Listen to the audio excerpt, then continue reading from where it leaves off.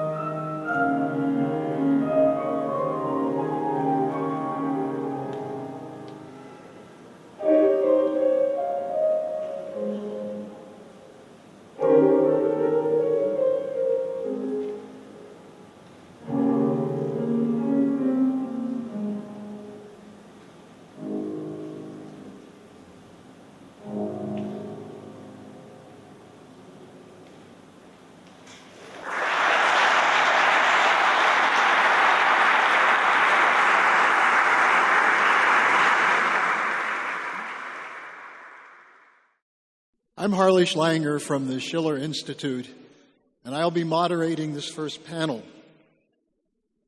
What's brought us here is a recognition that we're facing a life and death crisis for the human race. The old order, whether you call it the rules-based order, the unipolar order, the transatlantic order, the liberal democratic order, or just the plain West, that order has failed. The attempt to perpetuate it is putting us on a path to destruction, beginning with the threat of nuclear war over the NATO war against Russia in Ukraine. As we begin our event today, the Atlantic Council, one of the leading and best funded of the think tanks for the war hawks, posted a piece a couple hours ago titled 4 Scenarios for Russia's Future After the Wagner Group Mutiny. Let me just briefly summarize these 4 scenarios. 1, a weakened Putin stays in office. 2, a new regime rises to replace the weakened Putin. 3, Russia descends into civil war and fragments. And 4, miraculously, reformers seize the moment. At the beginning of next week, NATO will be meeting in Vilnius to plan out their next phase in continuing this crisis. Now, while they promote dangerous delusional scenarios, there is reality, and that's what we're here to discuss. The emergence of a new paradigm, which Helga Zepp-LaRouche has been at the center of organizing for decades with her husband, the American statesman Lyndon LaRouche, and she's continued charting this course after his passing. Our first panel is titled Peace in the World Through a New Security and Development Architecture for Each and Every Country, the Indispensable Strategic Autonomy of European Countries. So to open our event, we have our keynote speaker, and I'm honored to introduce to you Helga Zepp-LaRouche.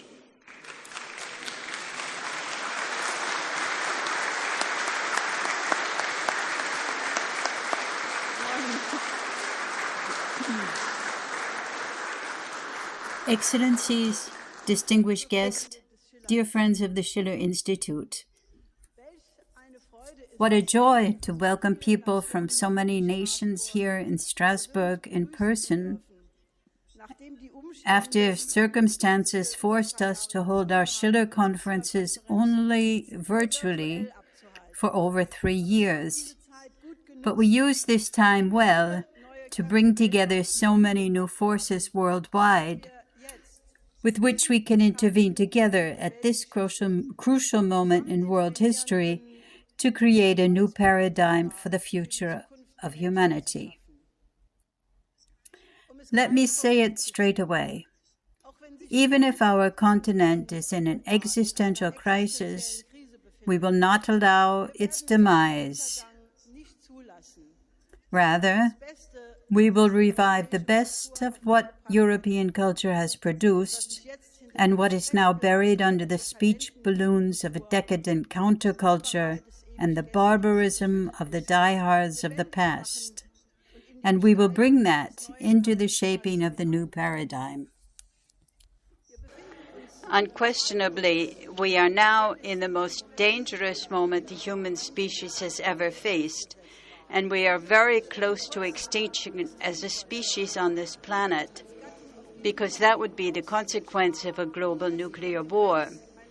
And contrary to what the propaganda of the transatlantic mainstream media claims, the danger is not due to Russia's unprovoked war of aggression or to China's increasingly aggressive imperial power grab, but to the transatlantic forces who are unscrupulously playing with nuclear fire while attempting by all means to exert unipolar dominance over the world when it has long since been moving in a multipolar direction.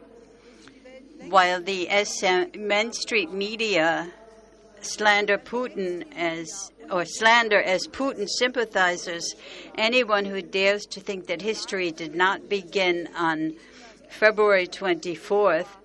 And while NATO and the U.S. government fund organizations that put people on lists that put their lives in danger, the nations of the Global South have very much gained an independent view of things.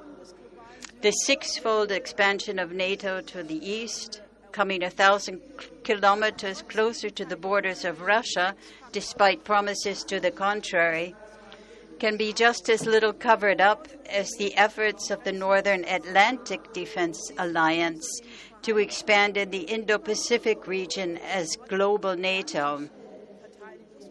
Above all, with the increasingly blatant and arrogant appeals with which representatives of the rules-based order demand that the whole world submit to their intrigues and their indulgences in modern grab, such as carbon tax or CO2 emissions trading, they have crossed the Rubicon. But it is by doing so that they hope to prolong the existence of the hopelessly bankrupt neoliberal financial system at least a bit longer. We are currently experiencing a change of epoch, albeit not of the kind that Chancellor Scholz referred to on February 24th, 2022, which amounts to the militarization of Europe as a protectorate of the United States. Rather, what we're seeing is the end of some 500 years of colonialism, which the countries of the Global South are determined to finally shake off with the help of China and the Belt and Road Initiative. For example, at the recent International Finance Summit in Paris, President Ramaphosa demanded that the international community to provide funding for the Inga Dam. I quote, "Let's get that done, and then we will be convinced that you are serious with the promises that you make." It's estimated that the price tag would be $80 billion and generate at least 42 gigawatts of electricity, which would have an absolutely revolutionary impact on the entire continent's energy supply and economy. End of quote. More than 30 nations have applied for membership in the BRICS, which will then include the world's most populous countries. The attempt, coming mainly from the US and the UK, to decouple from China, or to de-risk, as this foolish phrase has come to be called, when all these countries are closely linked with China. So this can only lead to economic suicide or to an equally suicidal formation of geopolitical blocs, which would carry the seeds of a world war. In the face of this tectonic shift of power, which occurs at most once or twice in a millennium, the European nations, but also America, must decide whether they want to cooperate productively with this emerging world order, or whether they, NATO, the US, the UK, will opt for total confrontation and the attempt to oppress the absolute majority of the human species. Now, the decision between these two options will test at the same time our own moral fitness to survive. Are we, as rational beings, able to give ourselves, together with the Global South, an order that guarantees the coexistence of us all? Or, as Leibniz would put it, that allows for the happiness of future generations? Or are we soulless human machine guns, hatefully directed only toward the destruction of the supposed enemy? This is not an academic question, as will become obvious in 4 days at the annual NATO summit in Vilnius, at which the Hungarian government thankfully announced that Ukraine's admission to NATO will remain out of the question for as long as the war continues. That should really be self-evident. Now, however, there are various statements by Berlin's two leading think tanks, the Foundation for Policy and Economy and the German Society for Exterior Policy. Both are close to the government, about possible security guarantees for Ukraine outside of formal NATO membership. Even if these are only ideas from think tanks and not necessarily the policies of Berlin, these papers deserve the closest attention because their authors are typical of the so-called experts who speak non-stop on talk shows and in this way influence the views of the population. It's not only in France that there has been a great deal of concern recently about Germany's seemingly complete loss of all sovereignty, as could be seen in the German government's lack of response to the sabotage of the Nord Stream pipelines.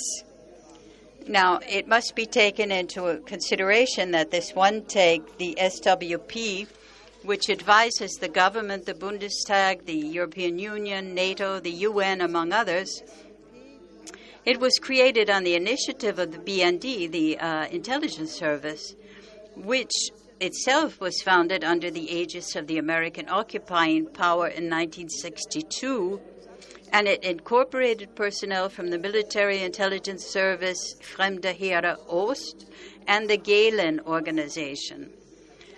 The SWP was initially based in Ebenhausen, which is a small town near where the BND was headquartered.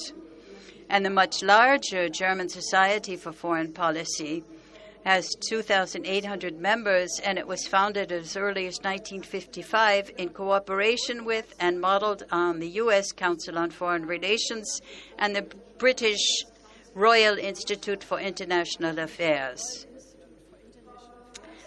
Now, on the 29th of June 2023, the SWP put out a paper called From Ad Hoc Support to Long-Term Security Guarantees as a NATO Member.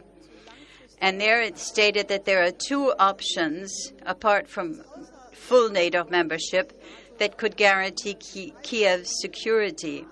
The first is demilitarization of Russia by reducing its armed forces and arms industry to a level that rules out offensive operations.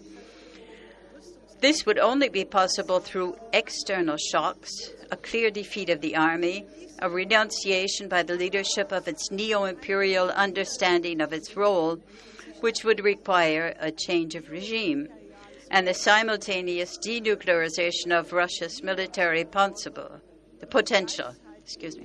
That, however, they say is currently unrealistic.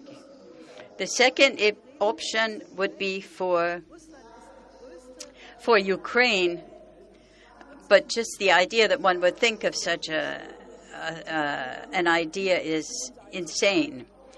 But the second option would be for Ukraine to build up its own nuclear arsenal.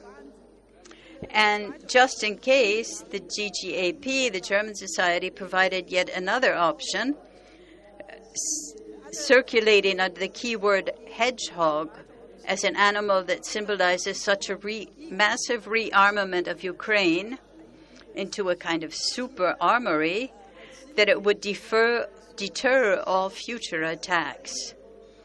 This includes the variant proposed by the chairman of the British Defence Committee, Tobias Ellwood, which envisages support from a coalition of the willing and a powerful task force, a joint European defense initiative. Germany's Rheinmetall Group has already announced plans to build a modern tank factory and other weapons factories in Ukraine. Meanwhile, U.S. defense contractors Grumman, Raytheon, Lockheed Martin, they sponsored champagne receptions at the Ukrainian embassy in Washington, not least to celebrate the memorandum of understanding that the world's largest financial services firm, BlackRock, which manages $10 trillion in assets, landed with the Ukrainian government. This JD, Joint European Defense Initiative, is only intended to help bridge the gap. In the long term, NATO membership is indispensable, and the goal is to anchor Ukraine irrevocably into the Euro-Atlantic structures. The priority, therefore, is to proactively communicate to their own populations the meaning, purpose, and goals of NATO membership for Ukraine, and to take action against institutions that claim to be part of civil society, like the Schiller Institute, but are in fact controlled by the Russian state. We are not controlled. Just for the record, I say that. What a nightmare. The largely destroyed Ukraine is to be transformed into a mega-armed country, a hedgehog, or rather, into a permanent cash cow for the military-industrial complex on both sides of the Atlantic. It will become a frozen conflict that can be activated at any time as a permanent crossing of the red lines defined by Russia, which is supposed to be ruined, according to Baerbock, or permanently weakened, according to Lloyd Austin, the Rusi, Stoltenberg, and others. There's not a single thought about ending the war through diplomacy. No peace negotiations, no positive vision for the Ukrainian people, and certainly not a peace order for the world as a whole. What an ugly, destructive spirit rears its head here. No human emotion influences this thinking. It's cold as a robot, which is steered by a worm-eating algorithm. And we can add to that the U.S. government has just decided to deliver straw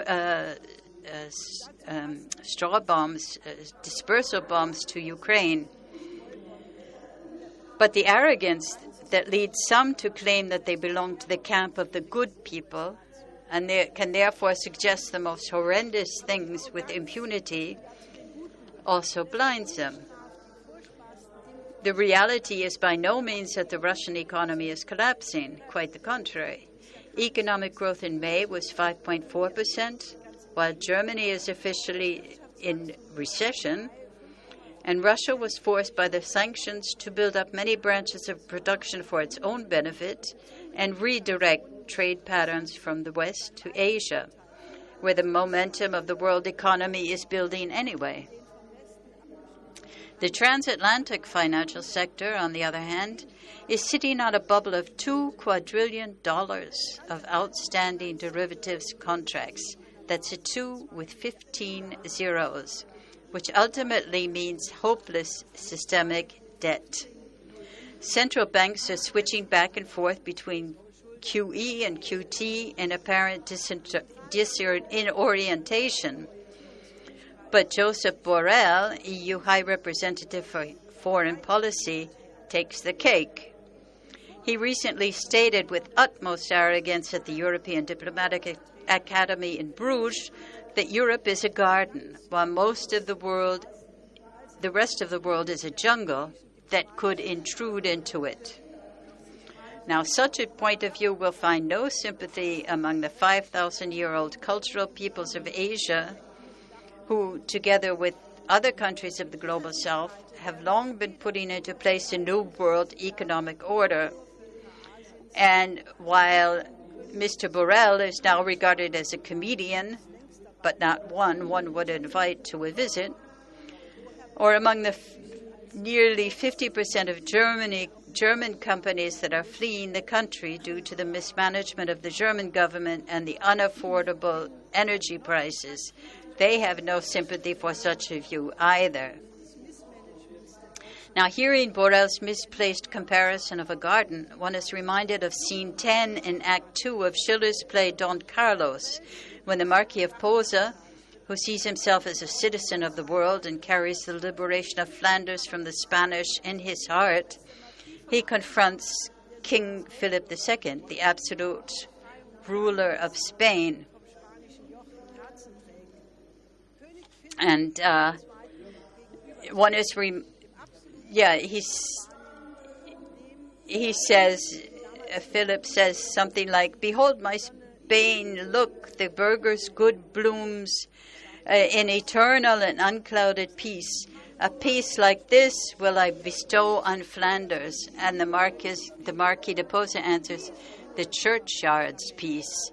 And do you hope to end the universal spring that shall renew the earth's fair form? Would you alone in Europe fling yourself down before the rapid wheel of destiny? Vain thoughts." Now, the absolute majority in Germany, for example, has lost confidence in the government. And according to recent surveys, 79% are not satisfied with the government's policies.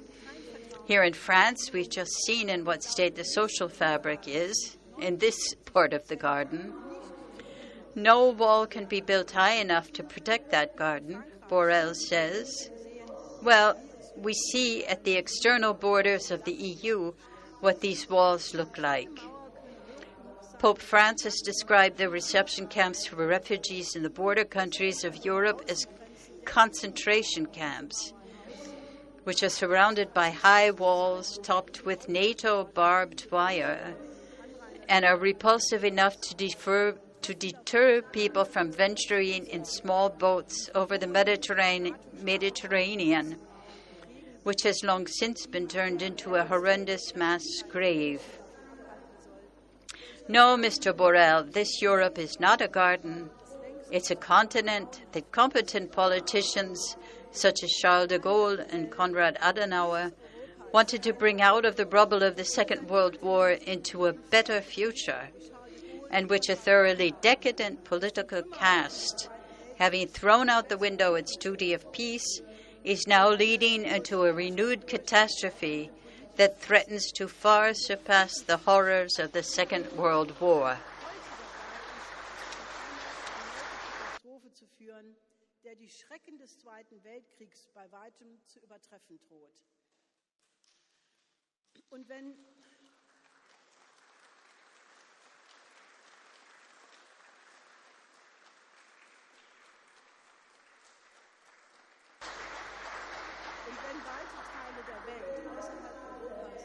And if large parts of the world outside of Europe resemble a jungle, it's because Europe has not, in the past centuries, has not developed Africa, but well-known families in the transatlantic world have built their fortunes on the slave trade. They drew profits from the opium trade, and they're profiting from the modern successor of colonialism, the casino economy, in which the wealthy determine the roles of our so fantastically organized rules-based order. Or maybe other reasons are a jungle because the transatlantic interventionist armies took up residence there, as NATO did for 20 years in Afghanistan, during which time nothing was built, and then they left the country in ruins. Or in Iraq, where a country rising to modernity was bombed back into the Stone Age, and concerning which Madeleine Albright said the death of 500,000 Iraqi children was a fair price to pay for the right to continue ruining the country. And we could prolong the list of these countries: Syria, Yemen, Libya, Haiti, and so on. But there is a way out. The nations of the Global South, whose existence was just recently discovered by the G7, apparently, in the Hiroshima summit, and which represent the overwhelming majority of humanity, have long been shaking off the shackles of modern colonialism and creating a new international currency, new development banks, a new credit system. Over 30 countries have applied for membership in BRICS Plus, the SCO, the African Union, ASEAN, the Eurasian Economic Union, Mercosur, and other organizations have moved to carry out their trade in national currencies. 151 countries now cooperate with China's Belt and Road Initiative, which is celebrating its 10th anniversary, and which managed during that decade to make sure that the term developing countries really does apply to the countries of the global south. Now, we here in Europe and even in America have to give up the already doomed attempt to contain the rise of these countries by decoupling or de-risking. We have to replace confrontation, which in any case only benefits the military-industrial complex, with cooperation. Germany, France, Italy, and all other European nations must become part of the new paradigm in international relations. Our middle class, now bankrupt under the old paradigm, can not only help build the Inga Dam, but realize the Transaqua project that will provide electricity to 12 more nations in Africa. We can cooperate with China to provide the entire global south with a high-speed rail system. We can build ports and waterways, green the deserts through large-scale desalination of seawater, and build new cities.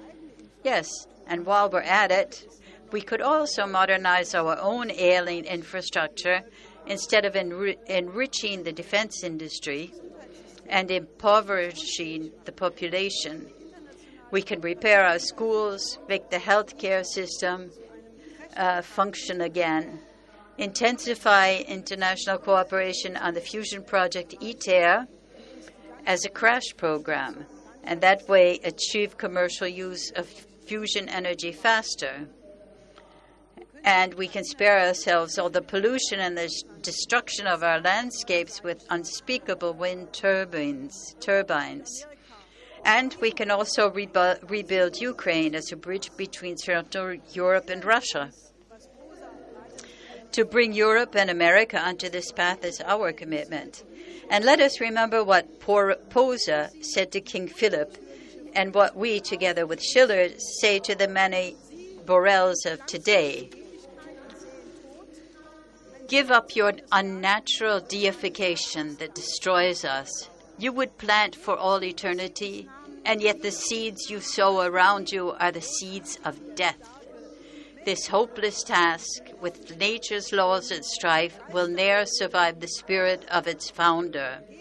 Restore us all you have deprived us of, and generous or strong, let happiness flow from your horn of plenty.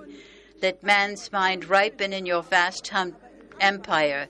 Give us back all you have taken from us, and become, amidst 1,000 kings, a king indeed. Today, we no longer need a king, but as a variation on Pose's words today, let us say, let a garden amidst 1,000,000 gardens bloom. Thank you.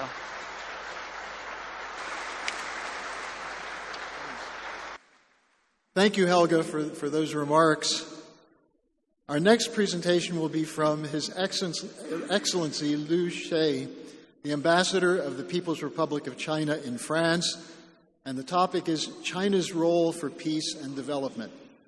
Ambassador Shaye.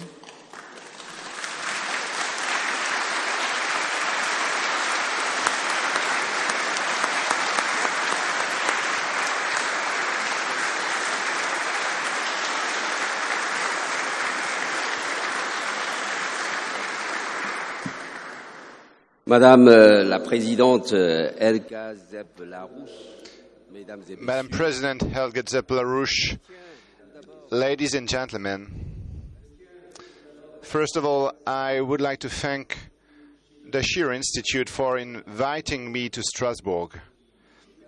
That permits me to come to Strasbourg, the second capital of Europe, and to share my thoughts on the international situation. At present, changes unseen for a century are taking place at an accelerated pace, giving rise to unprecedented transformations of our world, our times, and history. The ongoing conflict on the European continent is attracting worldwide attention. More than a year after the start of the Russian-Ukrainian conflict, where does the outcome lie? The answer to this question is being sought not only by the countries involved in the conflict and the European countries with a close interest in it, but also by peace-loving people in the world over.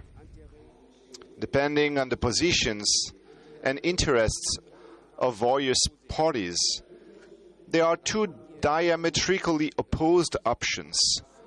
The first is to continue hostilities until one side prevails over the other.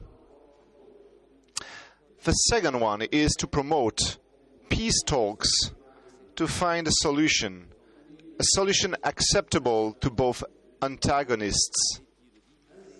So the world is thus divided into two camps.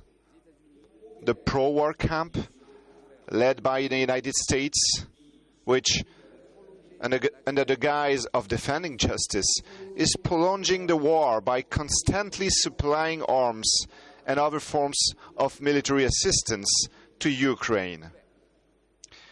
And then the pro-peace group, which is actively engaged in shadow diplomacy in favor of reconciliation and peace talks. The Russian-Ukrainian conflict highlights two ways of thinking into this world, pitting two strategic choices against each other, that of confrontation and conflict versus that of dialogue and cooperation, or that of zero-sum game versus that of mutual benefit and win-win. Moreover, the conflict between Russia and Ukraine is itself the disastrous consequence of America's obsession with the logic of bloc confrontation after the end of Cold War, reflected in NATO's continued eastward expansion to restrict Russia's strategic space and drive it into a corner.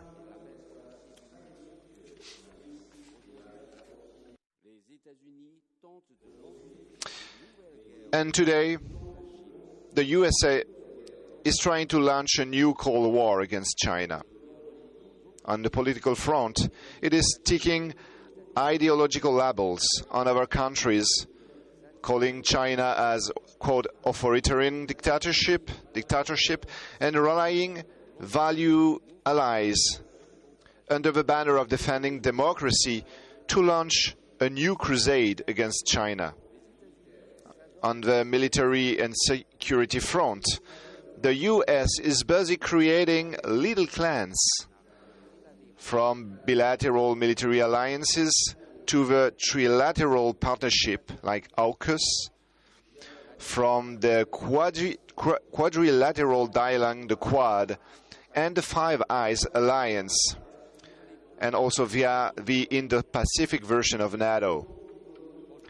And on the economic, commercial, and technological fronts, projecting its own model onto China by assuming that any great power practices hegemony, the US is building little courts surrounded by high walls and seek to decouple and break supply chains in order to crack down comprehensively, multi-sectorally, intensively and continuously on China's high-tech enterprises and critical industries such as semiconductors.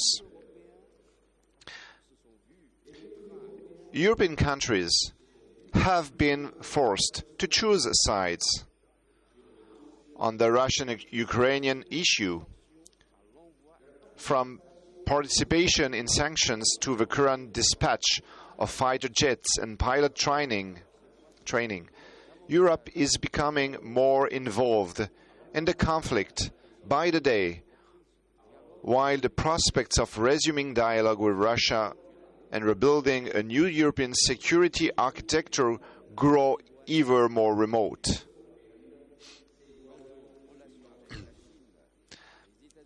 As for relations with China, the United States is deliberately linking China to Russia and playing on the false narrative of, quote, today's Ukraine, tomorrow's Taiwan, fanning anti-Chinese hatred in Europe and poisoning Sino-European relations. Against this backdrop, it's worth noting that some European countries have demonstrated a stronger commitment to strategic autonomy, refusing to choose sides between China and the USA.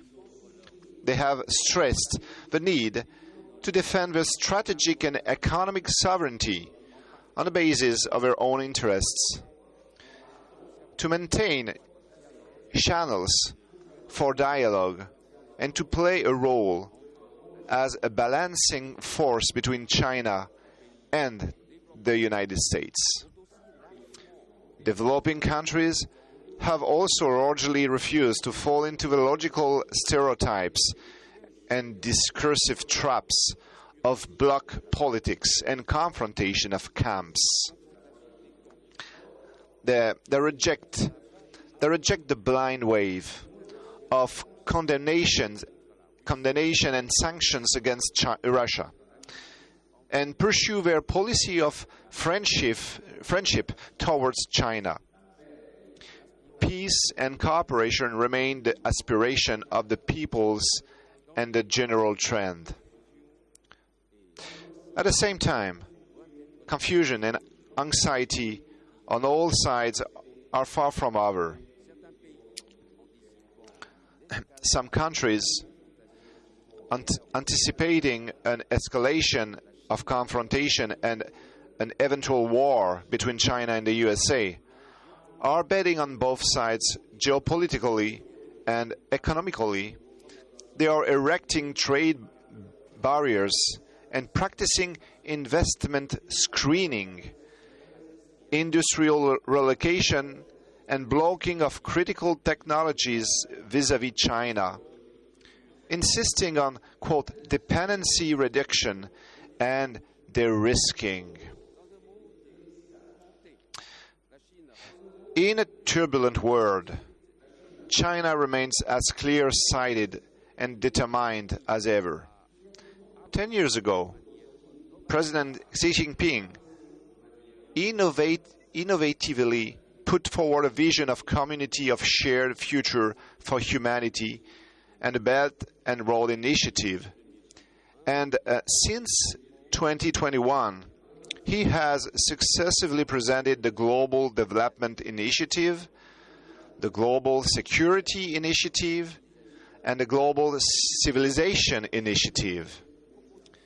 These are Chinese proposals for solving global development problems, meeting international security challenges, and promoting mutual enrichment between civilizations.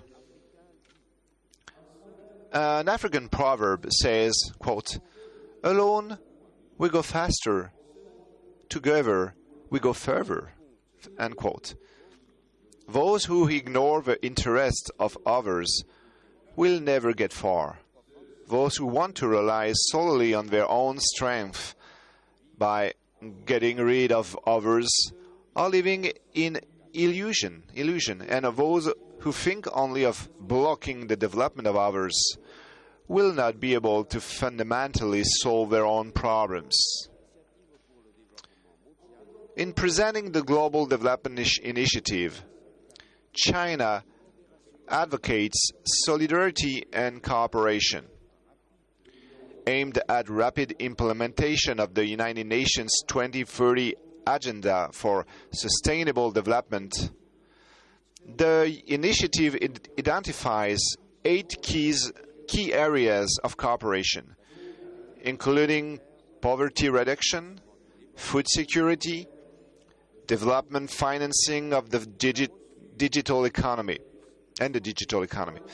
It has received the support of over 100 countries, as well as the United Nations and other international and regional organizations, as it corresponds to the broad common interests of international community.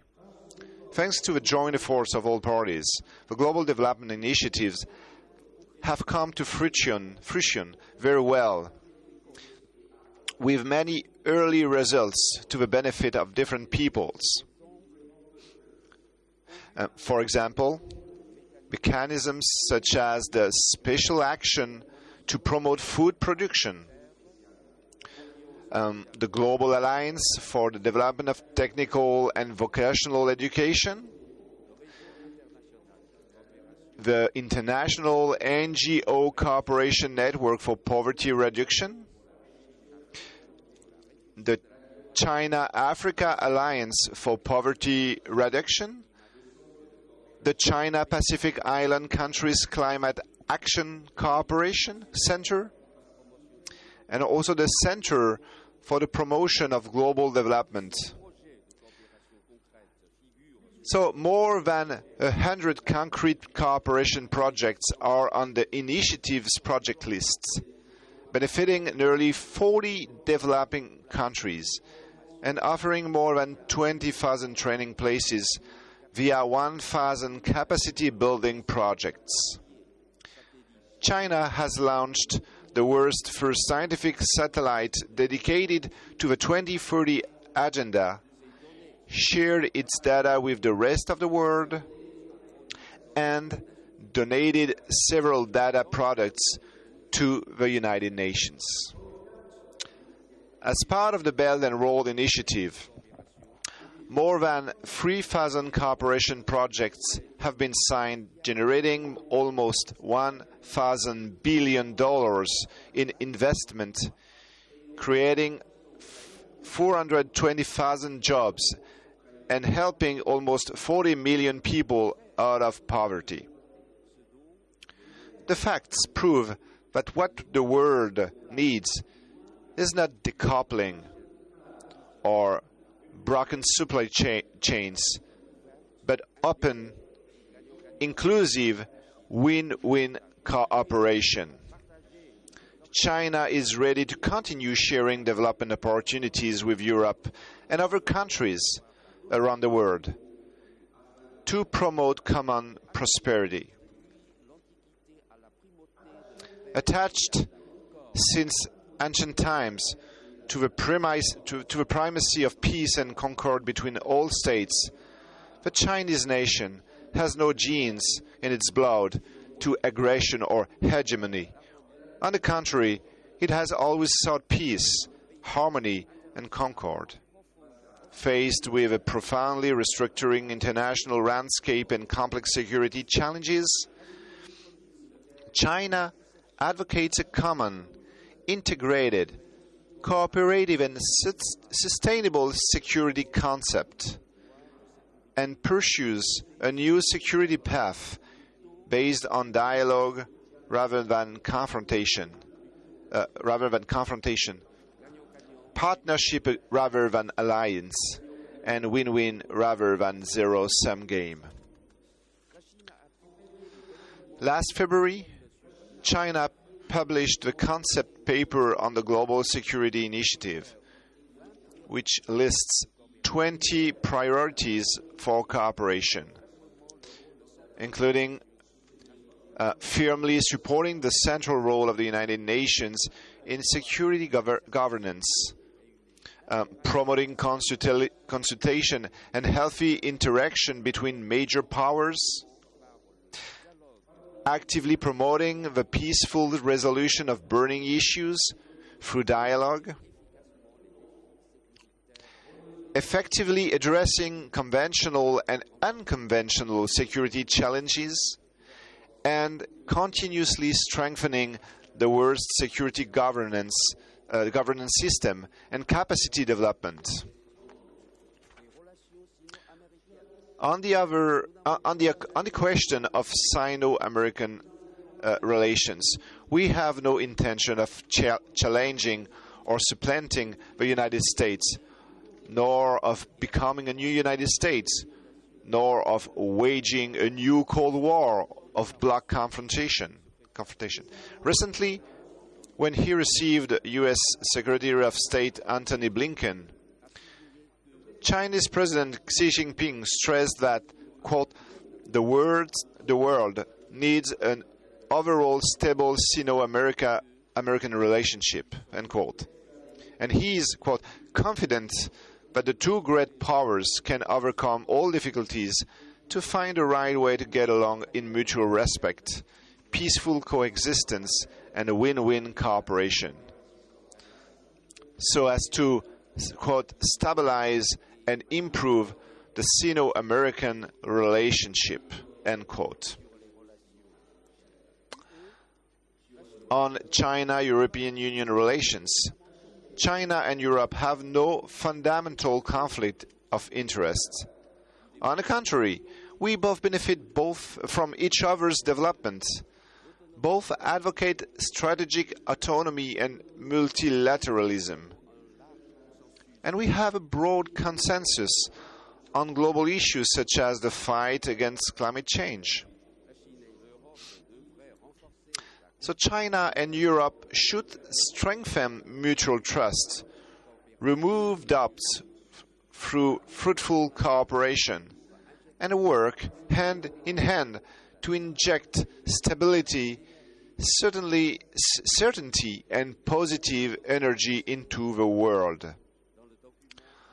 On the question of Ukraine, in the document entitled China's Position on the Political Settlement of the Ukrainian Crisis, published last February, China puts forward 12 points of proposals, including the respect for the sovereignty of all countries, rejection of the Cold War mentality, cessation of hostilities, and the opening peace talks.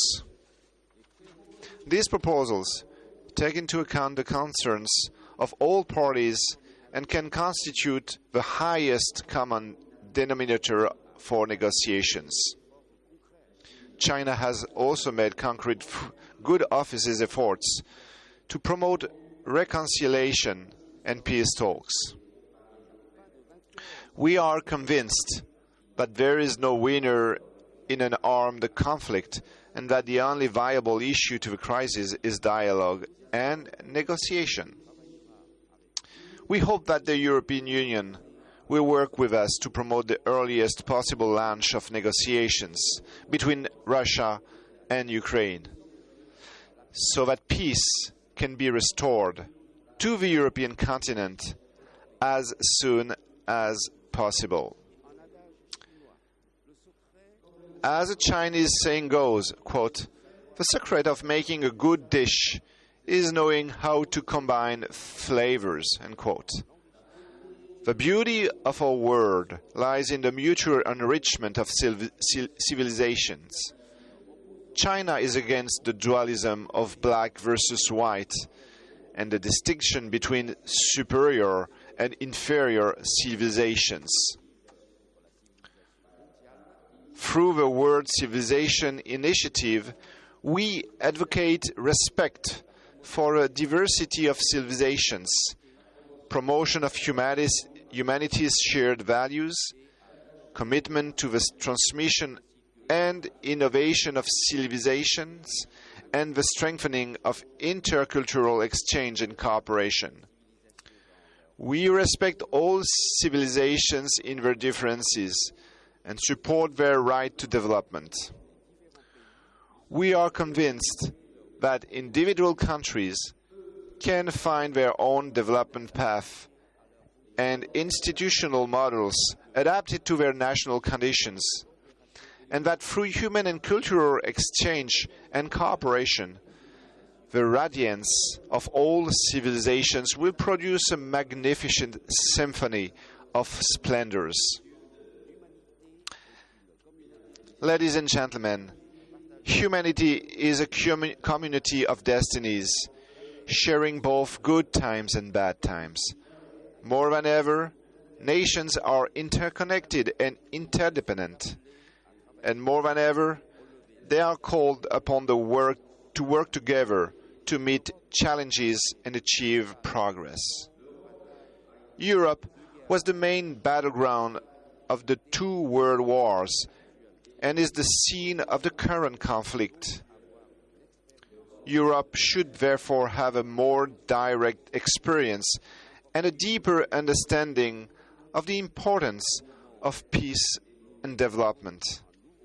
As we stand at a critical new crossroads in history, I hope that Europe's far-sighted leaders will engage in deep reflection, actively play their part, and contribute their wisdom and strength to lead their respective countries and the whole humanity to make the right choice.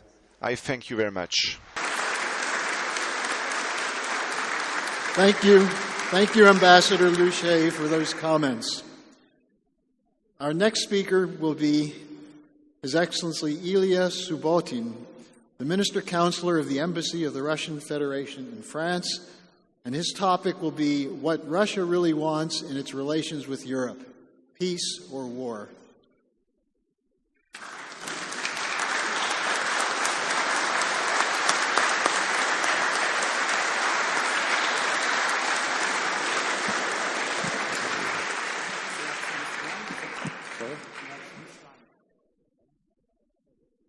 It's okay. Yeah. No, it's okay. Good morning, dear friends, dear participants of today's international conference organized by Schiller Institute.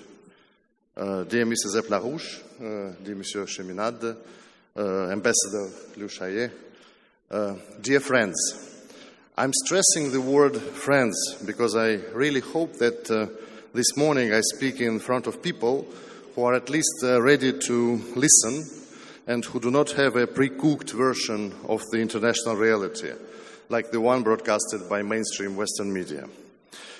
From what I was able to find in open sources about Schiller Institute and its founders, Lyndon and Helga Zepp-LaRouche, I conclude that this audience will be able to think critically and to make its own conclusions. The topic of today's panel is peace in the world through architecture of security and mutual development, to the benefit of each and every country. I will present to you a Russian view based on the official position of my country, but also on my personal experience, including more than 30 years of international contacts and 23 years of diplomatic service. I remember very vividly my first contacts with US high school students in late 80s, early 90s, during the last years of existence of the Soviet Union. There was a program called Friendship Caravan, under which young Americans were visiting Soviet schools, spending several days in Russian families. After decades of the Cold War, it was a breath of fresh air for both sides, and we were happy to make friends, and the future seemed bright and marvelous. At the same time, in July 1989, the then President of the Soviet Union, Mr. Gorbachev, visited this city, Strasbourg, and spoke in front of the Parliamentary Assembly of the Council of Europe. In that historic speech, he put forward the idea of the common European home and called to substitute the geopolitical balance, I quote, by the balance of interests in order to create the wide economic space from Lisbon to Vladivostok. Here I see the link to point 7 of Helga's 10 principles for tomorrow's world, namely to eliminate the geopolitical divisions of a world into blocks. That moment, 1990, was the turning point of the Russian foreign policy. For 30 years after that speech, my country spared no efforts to build the common humanitarian, legal and economic space which would cover a greater Europe, and Russia's membership in the Council of Europe from 1996 till March 2022 was the most visible proof of that course. Before I continue on the track of European integration, allow me to draw your attention to one circumstance which is key for understanding the later developments. After the failed coup d'etat in my country in August 1991, in December of the same year, the Soviet Union was peacefully dissolved. There are two opposite versions of what happened. The US leadership, and namely President Bush the father, already during 1992 electoral campaign, started talking about a victory in the Cold War, and the collapse of the Soviet Union because of that victory. For us in the former Soviet Union, the perception of these events was radically different. We never felt we had lost the Cold War. In fact, it was our leadership, our president, who stopped it. And the disintegration of the Soviet Union became kind of collateral damage of that titanic shift in Russian foreign policy.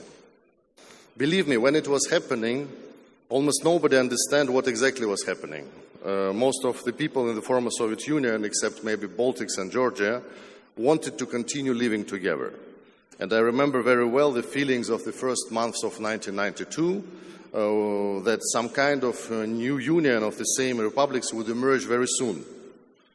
The reality, unfortunately, turned to be different. Deep economic crisis, unemployment, criminality, inter-ethnic conflicts in a number of post-Soviet republics.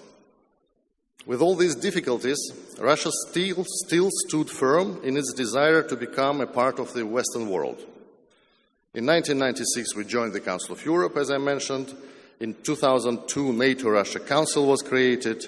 As from 2003, we agreed with the European Union on the creation of 4 common spaces, which would cover economic issues, issues of freedom, security, justice, etc., etc. Meanwhile, in the year 2000, I graduated from the Russian Diplomatic Academy, MGIMO University, and was appointed to my first diplomatic posting in Chile. Here I would like to recall one more personal episode from the late 90s. In spring 1999, I was doing a master in international relations in Madrid, Spain, and I lived in a shared flat with some other students, including a Yankee boy called Steven. And we were going along quite well until the NATO started to bomb Yugoslavia. For me, this was another turning point in the European history of the last 30 years. Russia today is accused of bringing the war back to Europe, as if the aggression against Yugoslavia never took place. On the night when Russian paratroopers took control of Pristina airport, we had a physical fight with my US neighbor. He started shouting something about Russian pigs. And the US might be successful in Yugoslavia, but not in Madrid flat. In terms of Russia-West relations, the Kosovo crisis is well known by the famous U-turn of our Prime Minister Primakov when he turned his plane over Atlantic. It was 24th March 1999. And it was the beginning of global U-turn in Russian politics. Although, as we know now, it took my country 20 more years to do the complete U-turn. The former Prime Minister and Foreign Minister Primakov was a truthful partisan of the concept of a multipolar world.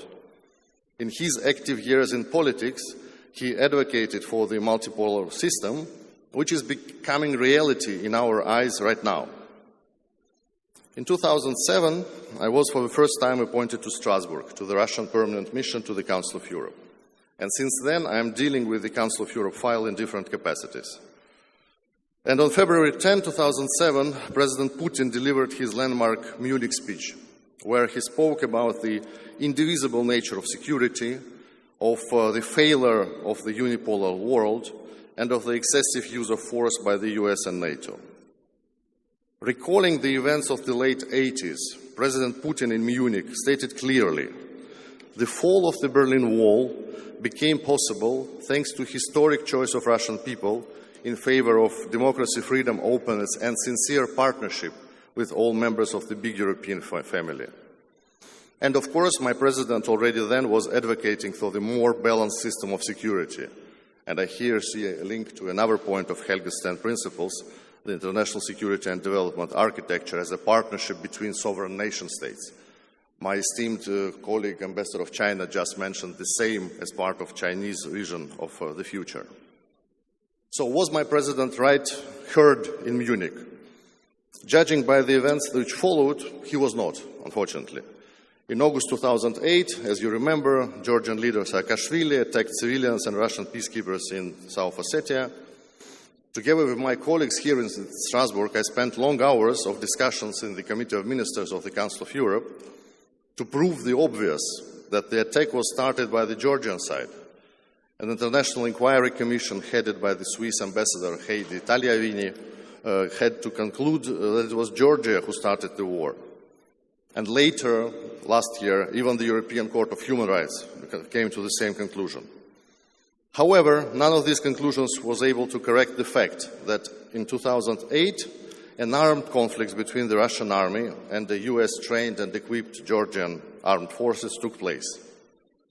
Luckily, the war lasted only a few days, and as we see now, became a very good vaccine for the Georgian society and leadership against possible new attempts to start an armed conflict with Russia. In 2009, we were celebrating the 60th anniversary of the Council of Europe. The former President Gorbachev was invited to pronounce the main speech in the solemn ceremony in the Palais de la Musique here in Strasbourg. And on that occasion, I was able to spend 3 days with the man who changed history. He is often seen in my country as too pro-European, but allow me to quote some key messages from Gorby's 2009 speech. I quote, "Europe hasn't fixed the key question, namely creation of the solid basis for peace of the new security architecture." It's President Gorbachev, not Putin, in 2009. Another quotation, "The roots of actual problems are in the wrong assessment of the events related to the end of the Cold War and the breakup of the Soviet Union," what I just mentioned. Sorry for this quite prolonged excursion into the modern history, but I am deeply convinced that to understand today's reality, we must have a clear picture of what happened recently in our history. And when I say that to understand today's reality, it's not only Russia-Ukraine's conflict mentioned by my esteemed Chinese colleague, it's the global picture, because we in Russia tend to think that what we see now is more global conflict. It's not just between Russia and Ukraine, it's Russia and the West, and in a more global way, the golden billion against the rest of humanity. In 2012, 2015, I was working as a seconded political advisor in the Council of Europe Brussels office. It was a period of time when foundations of the current Ukrainian crisis were laid. You might remember that EU and Ukraine were negotiating an association agreement with a free trade zone, which would enter into conflict with the already existing free trade zone between Russia and Ukraine. My close colleague and friend was among top Russian negotiators at talks with the European Union to find the way out of this dead end. According to him, there was no will on the EU side to come to mutually beneficial agreement during these talks. And, as you know, the refusal by President Yanukovych to sign the association agreement was used to spark the Maidan coup d'etat, which brought to power in Kiev neo-Nazi forces and led to the civil war in Ukraine. The Minsk agreements stopped open hostilities from 2012 till 2022. But what we witnessed again was the unwillingness of Kiev and the Western leaders to implement this peace deal.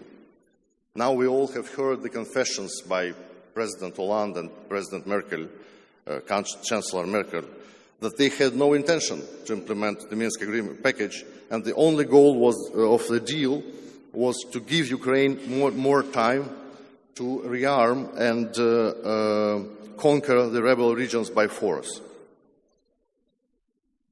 What was the intention of the Russian leadership? For me, the answer is quite clear. My president, supported by a political class, wanted a genuine peace deal, of course on the decent conditions, where the key is recognition of Russia's indispensable role in providing security in Europe. There can be no secure Europe without secure Russia, it's obvious. The guys in Washington, D.C. apparently did not see such role for my country, and to the large extent this explains why we are still at open conflict. Let me go back to 2017. I took the post of Deputy Director at the MFA of Russia, responsible for the Council of Europe file. My biggest headache was the so-called institutional crisis. Russian delegation in the Parliamentary Assembly was deprived of its key rights, and consequently, my authorities decided to stop paying our contribution to the Council of Europe budget until our rights are fully restored. By summer 2019, working closely with the then Secretary General Jagland and the reasonable part of the PACE members, we were able to fix the problem. Russian delegation returned to the Assembly with full rights, and Russian contribution to the Council of Europe budget was fully paid. Let me ask you a question, would all this be possible without the real desire of my president, of our political class, to keep Russia as part of the greater Europe? I think the answer is definitely not. We were also lucky to have at that moment of history, the responsible and independent leadership of the Council of Europe, Norwegian Secretary General Jagland. What happened next? Russia realized that the states in Ukraine are preparing the worst scenario. We made the last effort, so-called diplomatic offensive of December 2021, January 2022. Our highest officials called for immediate security guarantees from the US and NATO to avoid the escalation of the conflict in Ukraine. I was able to discuss these events personally with two main Russian envoys, one working with the US and another with NATO, and the parallel conclusion of both elder colleagues is that there was no wish from the US-NATO side to seek any compromise with Russia. In these circumstances, the special military operation became the just and non-alternative step to guarantee Russia's security and to protect Russian people in the eastern Ukraine, whom the neo-Nazi Kiev regime wanted to deprive of their language, religion, culture, and values. What was the reaction of the West? Hatred and mantras that the only way out is strategic defeat of Russia at the battlefield. And as we see, no effort is spared to reach this aim. According to open sources, more than $150 billion already have been spent to arm Ukraine. Let me stress that it was not Russia that broke relations with Europe, and that was exactly the case for the organization where I worked, the Council of Europe. The breakup was the initiative of the Western countries. The second part of today's panel speaks about essential strategic autonomy of the European states. I will not discover America if I say that there is no such autonomy today, and that the European political class is almost totally controlled by the West, by the United States. It is enough to recall the recent scandals over spying, US spying on EU leaders. Can this situation change? I hope so. And the fact that such an organization as Schiller Institute exists makes this hope stronger. The multipolar world is emerging, do we want it or not. It's a fact of life. New centers of economic growth, China, India, Brazil, Turkey, Gulf countries, are here. Their financial power and political influence go along with the economic success. And the share of G7 in the world GDP is already less than that of BRICS. Of course, the hegemon, who loses its dominance, reacts maliciously by staging internal conflicts and wars between brotherly nations, like those in the former Yugoslavia and Soviet Union. Will Washington be able to change the course of history? I do not think so. I'm sure most of politicians in the West also understand this. The open question is, when will Europe, Germany and France primarily, wake up and free from the shackles of US control? When and if this happens, Russia will be ready for a mutually beneficial dialogue of equals on the basis of our fundamental interests. You know, we are not looking for self-isolations and ready for all contacts. I would like in this regard to welcome all kinds of peace initiatives coming from the Global South, from African countries, from Brazil, all kinds of initiatives, governmental and non-governmental. And I can only welcome the efforts by Schiller Institute to mobilize Europeans for a wider peace movement.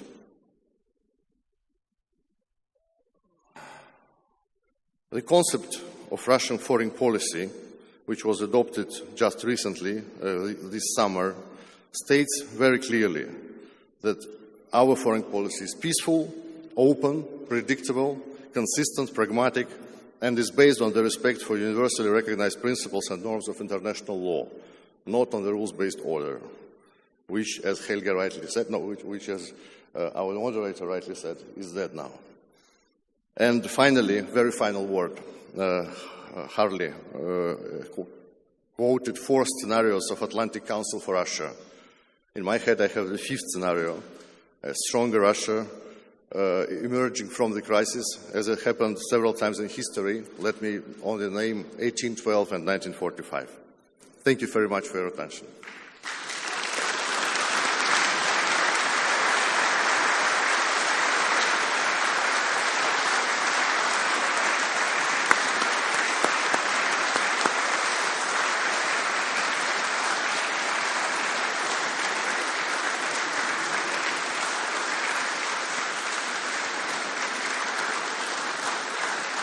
Thank you, Minister Subbotin. Thank you for your remarks. Now we'll hear from Mrutyuanjai Mishra, who is an author and journalist from India, and he'll be speaking on the topic, India's role as a peace mediator in these crucial times. Mishra.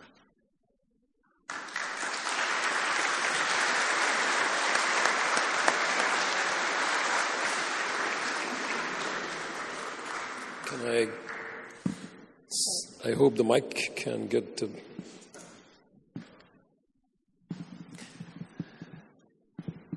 Yes, I hope you can hear me. Yes.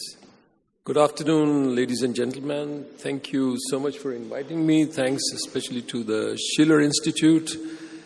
And as the day proceeds, the height of the speaker keeps increasing. So I don't know who's next. I also want to thank especially Tom Gilsberg, with whom I have now, this is my third session on participating for peace. And the first two times, Tom is from Denmark, and the first two times, it was extreme weather conditions when we both had to give the speech. So first time it was snowstorm, and then we had rain with, intensity which looked like as if it was a tropical rain with only one extra condition. It was really cold water. And the second time it was a storm, and we were hiding behind a ship while we were giving our speech. So when he said that, Mishra, we have to talk once again on peace, I was really scared. Is this the next extreme weather condition? Well, it's hot, but it's bearable for an Indian. So, it was funny when I started writing my speech. I thought, I need to include the word Global South. And the theme of the conference actually became the role of the Global South. And I have put the title, Can India Play a Constructive Role in Creating Peace and Reducing the Gap between the Global North and the Global South? And it's kind of fascinating that India very recently took the position as being the most populous country in the world. So I'm kind of the elephant in the room, the only Indian probably, but we are 1/7 of the world population. So don't underestimate us. We have learned, and I'm so thankful that the word Global South appeared as the conference theme. We've learned that the term First World Countries, which was actually derived from French anthropological thinking based on division of society in three predominant layers, namely the nobility, the clergy, and the bourgeoisie. India, my country of origin, has long been referred to as a third world country because it was unaligned with the capitalist NATO countries during the Cold War and was not directly aligned to the communist Soviet bloc either, but we've always been very good friends with the former Soviet Union and today's Russia. The countries in the Soviet bloc that time were referred to as the second world countries. Strangely, India has successfully cooperated with both blocs and has retained an independent approach towards its foreign policy. And it is reflected in this particular month that we had before, Narendra Modi, India's president, was actually invited by Joe Biden for 3 days. And 3 days may not be long enough for a vacation in France, but visiting Joe Biden for 3 days is a lot. Denmark's prime minister, after more than a year, got an invitation, and that was for 2 hours. So that speaks, that why this dinner and extra jokes between these two gentlemen took place. But as soon as Narendra Modi arrived in India, he called Russia's president and said, "Hello, we are still friends. Don't worry about that." So the thing is that India is this unique role, kind of a girl in a college that everyone wants to date, and she's unable to make the decision, but kind of says, "Hey, can't we all be friends?" As critical thinking became crucial in the 21st century, the term third world became obsolete because it was considered neo-colonialistic and, calling and expecting every others to join the club. So it was expected that these third world countries were so-called backward countries, and they needed to modernize and liberalize and become like the first world countries, which are represented today more or less by the 31 members of NATO, with Finland in, and soon 32 if Sweden joins in a week or so. So we have got used to the term, but now we have to get used to the term the global south, because we're moving away from the first world, third world thing, and that's why the theme of the conference is quite relevant. What is this global south? And this global south actually represents the two most populous countries of the world, India and China, most of the poor countries in the southern hemisphere. India and China do not necessarily lie in the southern hemisphere, but most of the poor world and middle income countries in Asia, Latin America, and Africa lie in the southern hemisphere. There is an extra responsibility in these days where we are plagued with war in Europe on India and China's shoulder. I think we need to create conditions of peace and not get involved probably in another war. The purchasing power of the global south, as was mentioned earlier by my speaker here, is on the rise, and today the so-called BRICS countries constitute a substantial part of the global economy, and the so-called first world's share of the global economy is gradually decreasing. A new world order is in the making.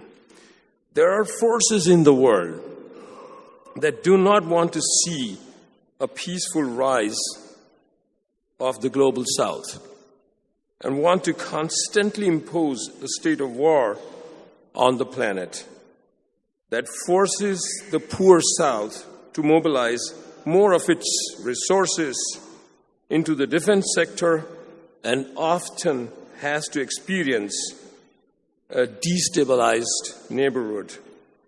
So, Yugoslavia has been mentioned before, and just before I had to give my speech, I met somebody here who mentioned that India and Yugoslavia actually had fantastic relationship when Tito was the president. And I remember in my school days in India, I grew up in India, and we knew everything about Yugoslavia. And when there was a football match, India never has had a good football team. So we used to, in Danish we say hepu, and we used to always praise the Yugoslavian team. So we knew all the players who played in the Yugoslavia team. Such was the contact between Yugoslavia.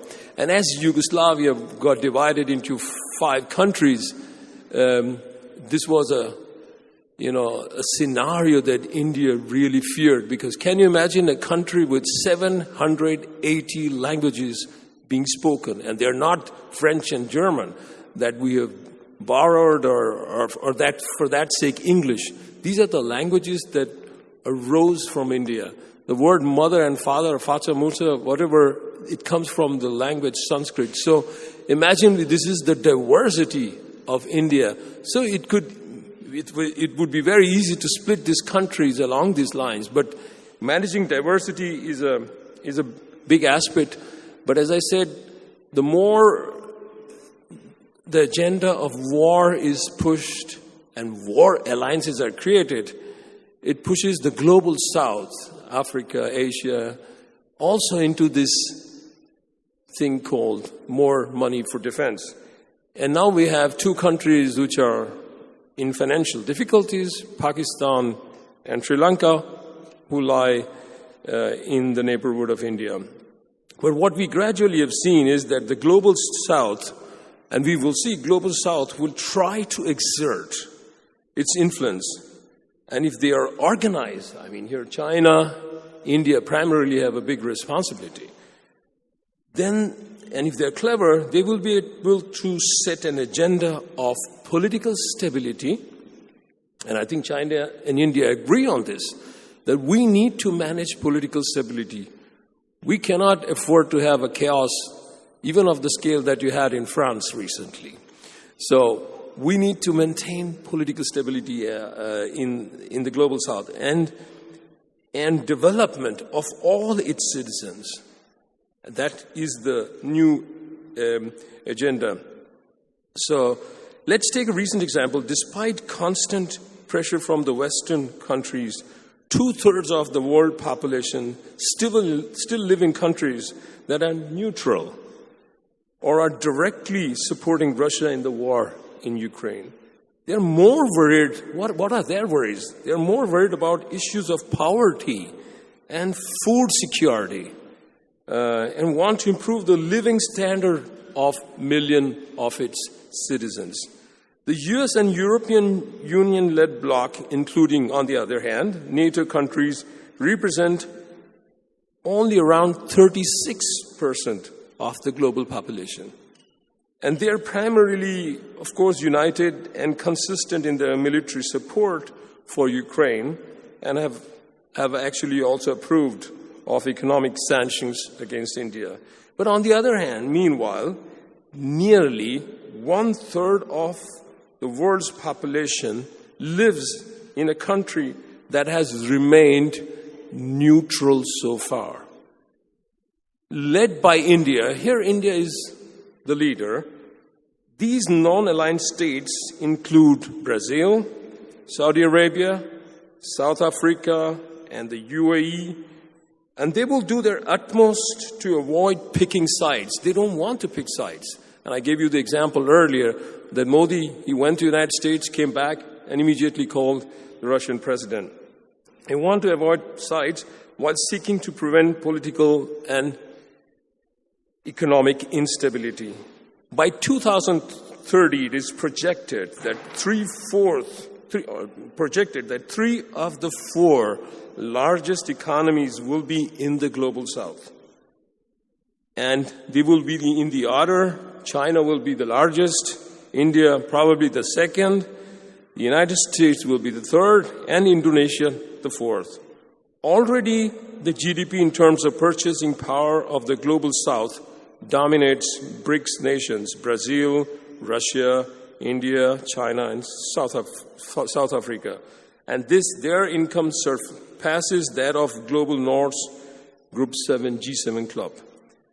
Dr. Jaishankar, he's the foreign minister of India, or in India we call him the external affairs minister, who just recently on a trip to Europe said these famous words: Europe has to grow out of the mindset that its problems are the world's problems. But they don't consider, they have to understand that the world's problems are not Europe's problems. They don't recognize that the world's problems are also Europe's problems. So the strong comment by Jaishankar came amid persistent effort by the European countries to convince India to take a tough position on the Russian invasion of Ukraine. Let's face some facts. 1/3 of Global South has some issues to deal with. There are still people living in poverty. 1/3 of women in India are still illiterate. Even though millions of Indians and Chinese have come out of poverty, much can be done to improve the living standard for millions others in both India and China and the rest of the Global South. Hence, there is a need of a new vision of a world without wars and world where cooperation becomes a key pillar of social interaction instead of competition. Who knows if the constant expansion and encircling of Russia had not occurred.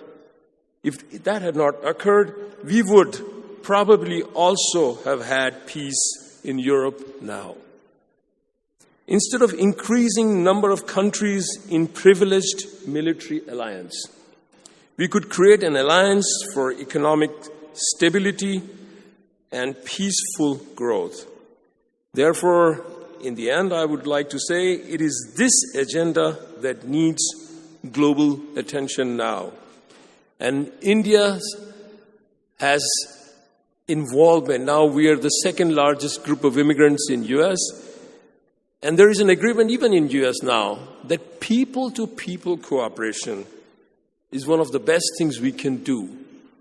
And I think cultural exchanges and, any form of exchange, like me meeting Tom in Denmark brought me to Strasbourg. And I guess this kind of interaction, us meeting like the way we have met here today, we should not consider that we are just few. I may be the only one here from India, but there's a huge population of India who forces its politicians to choose peace. They want to stay friends with Russia, and many Indians I have talked to said, when we needed help, Russia helped us. How can we not help them? So India will always, in the minimum, stay neutral. But on the other hand, the friendship with India and Russia will stay strong. This is my opinion. But on the other hand, there is a great opportunity for the Western world and European Union to also increase its involvement in India. Thank you very much.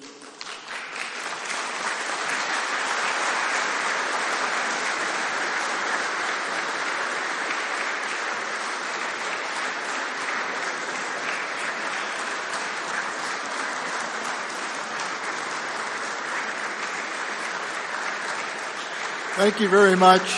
Thank you very much, Mr. Mishra. Our next speaker is Michele Geraci, former Undersecretary of State in the Ministry of Economic Development. He's a professor all over the world in different universities on economics. Spent a lot of time in China, and we're delighted to have you here, Michele.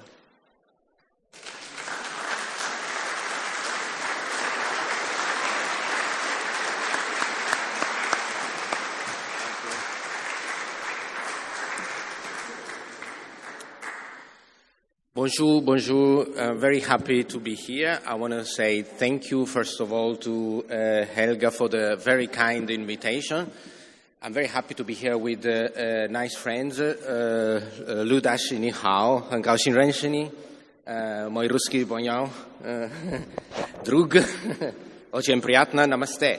I want to give you a little bit of an overview of what is happening on the Belt and Road, and really, hopefully, give you a little bit of a different angle on why Italy joined the Belt and Road Initiative, some of the critics that we have received, and how I think the Belt and Road is actually, in my view, a way to bring peace to the world. As kindly you hear, I'm a little bit half a professor in various universities.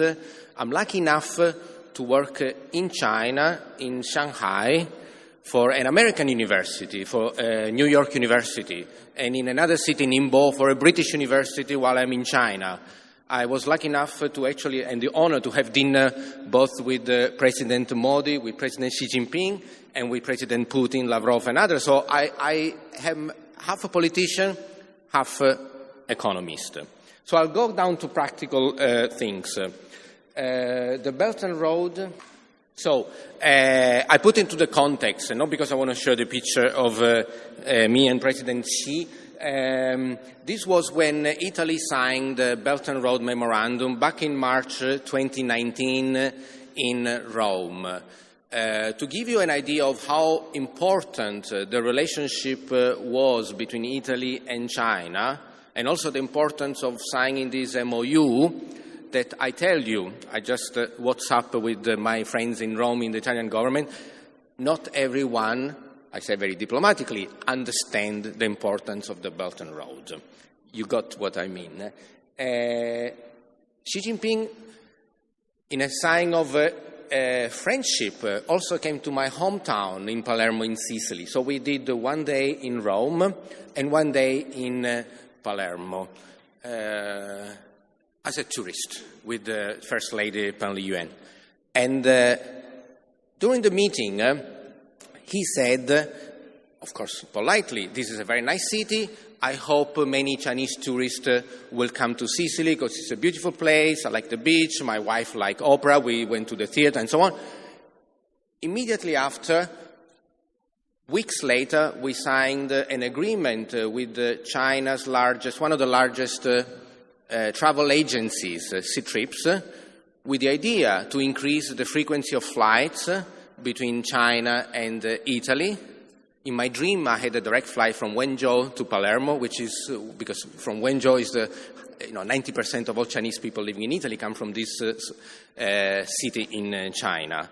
And tourists coming to China. So the importance of this event is in an economy where the presence of the government in China is strong, and it kind of leads the activities of companies. The moment the President Xi said, "Oh, this is a nice place, I hope many Chinese tourists will come," immediately I got a phone call from Ctrip to say, what do we need to do to bring more Chinese tourists to Italy and Sicily?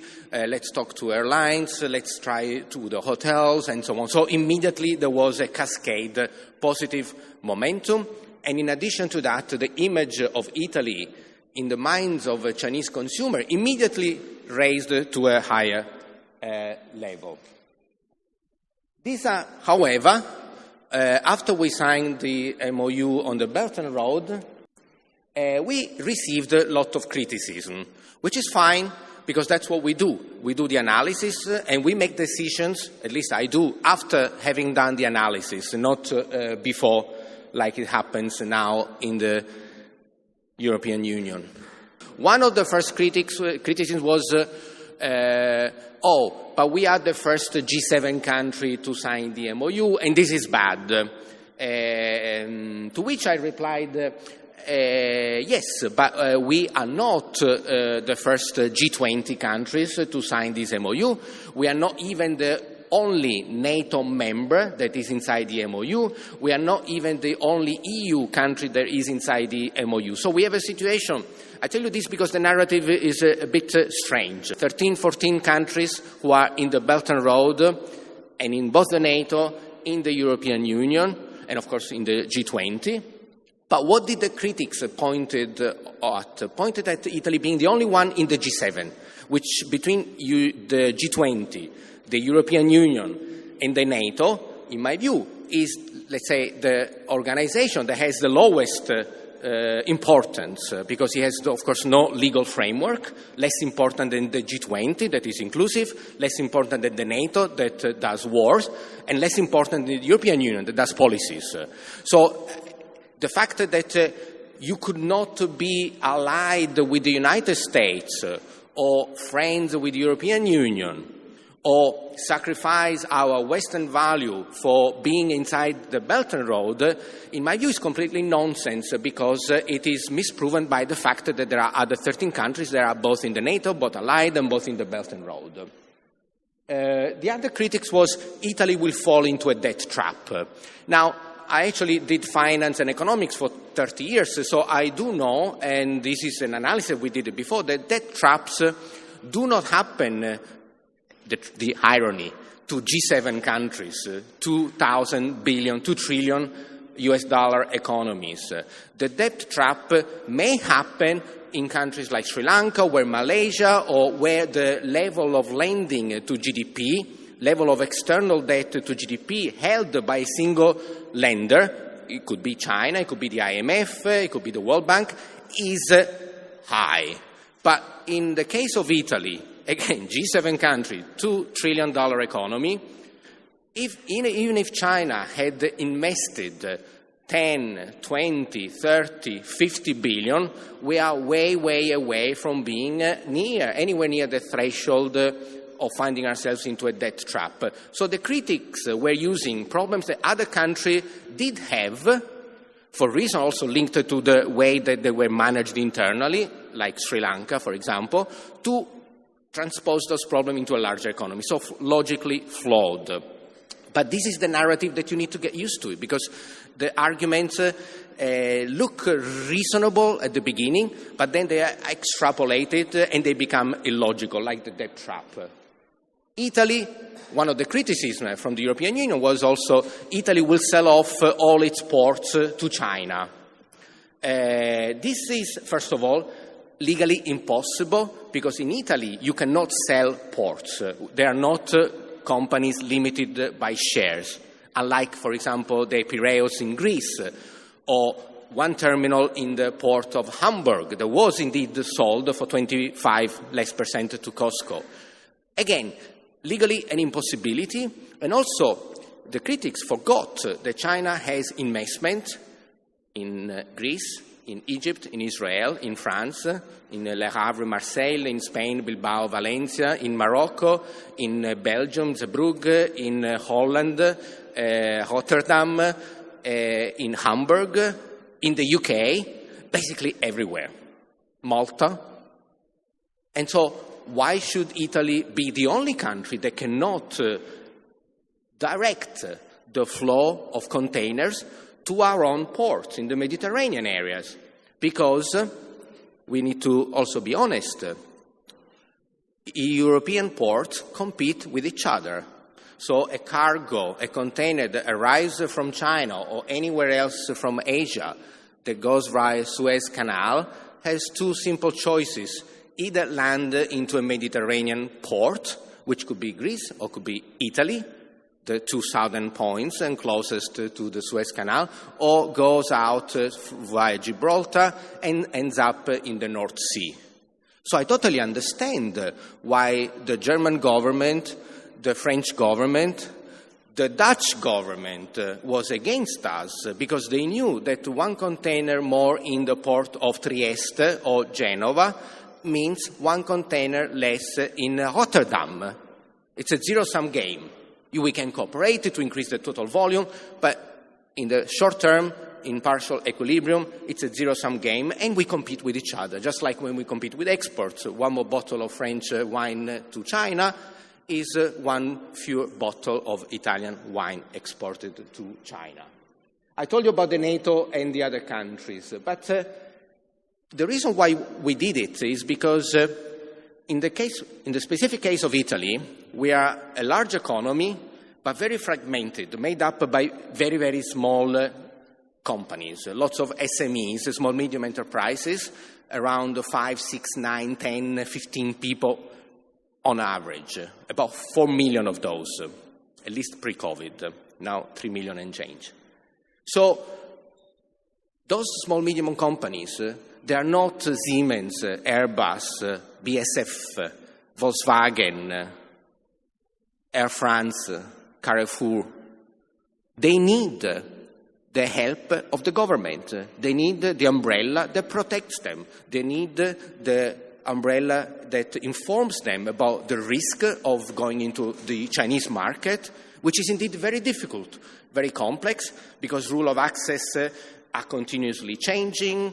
It's not easy to compete with large state-owned Chinese companies. There is a cultural problem, there's a language problem. So we, and I personally, put Italy into the Belt and Road to offer my companies this kind of protection, to tell them, I know going into China is risky, I know you are scared, I know there are many success stories, but also many failures, and my duty as a member of the government was to lower the business risk and therefore increase the possibility of making money. The other issue was, this is a funny criticism, don't laugh. Oh, if Italy signed the MOU, it means that the Italian government is becoming communist. I said, well, no. It's actually, the memorandum does not say that the Italian government should become communist, but there's nothing wrong with it anyway. You know, people can have their views. In fact, in the wording of this agreement, which we negotiated, I personally negotiated a lot with my counterpart in China, we have words that are very dear to our, let's call it, European values. I don't even discuss what they are, but, you know, level playing field, respect for climate, labor, and so on. So, in a way, we brought China to, let's call it, Western style by negotiating successfully with China to agree to those terminology.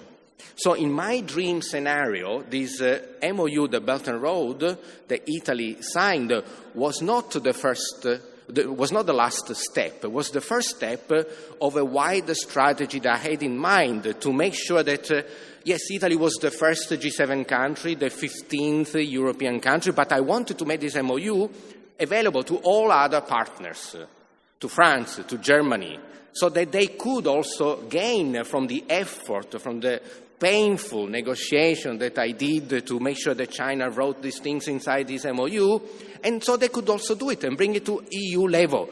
Even I went to Washington and half jokingly, half not, but you never know, I could have been lucky. I told the US counterparts, the Minister of Trade, I said, you should also join the Belt and Road.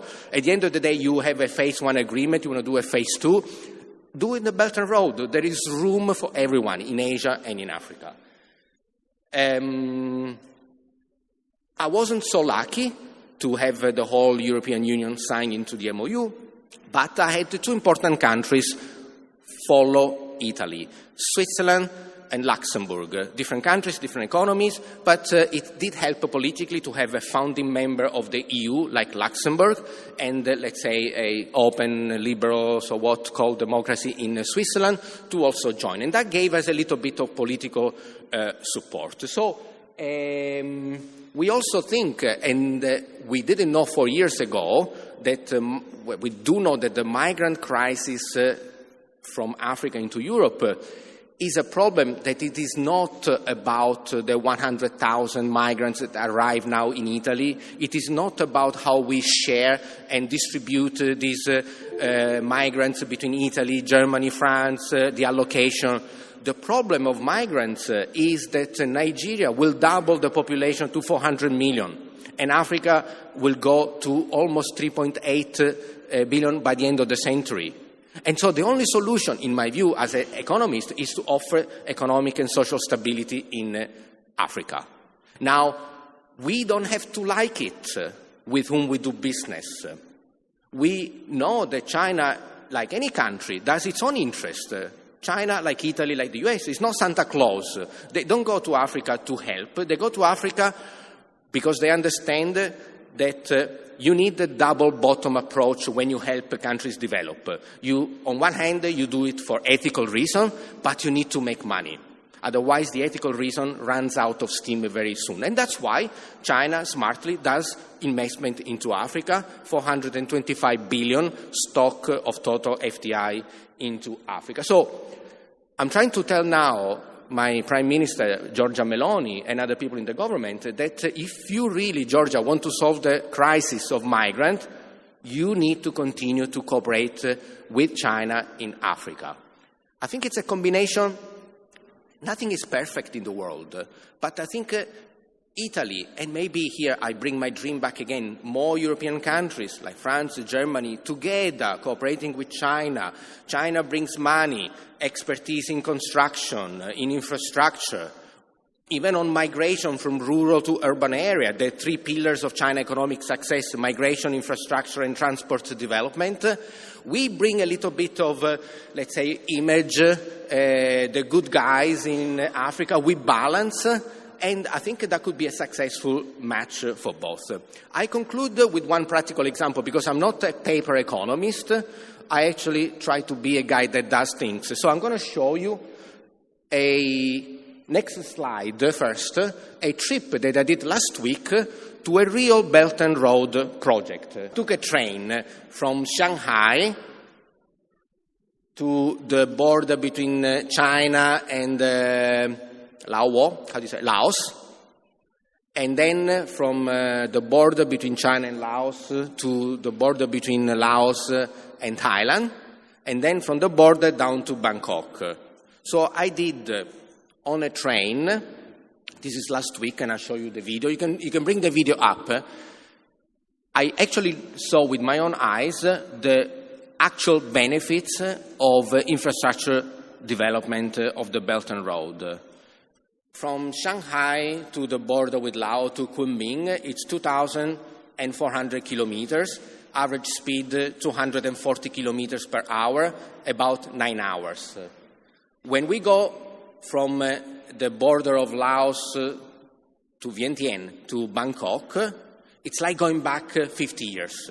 The train does 50 kilometers per hour. For 500 kilometers, it takes 10 hours. There's no air conditioning. It's hot, and I will show you the video. And then in the middle, there is this magic. In the middle, there is the Laos, which is a landlocked country that would have otherwise been skipped by development. That's why GDP per capita is in the order of $1,000 and a few $100 per capita. We now have this train that goes from China to Thailand, crossing Laos. The speed is not as high as the one in China. It's not at 300 kilometers, so it's a little bit less. It's half. It's 150 kilometers, 120 kilometers on average. It's half of what China has done already, but it's double what Thailand does today. And what I've seen is that the development of infrastructure is now bringing tourism from China to Laos, including me, more development in the local economy, more exports, because the train can also be used to carry goods back into China.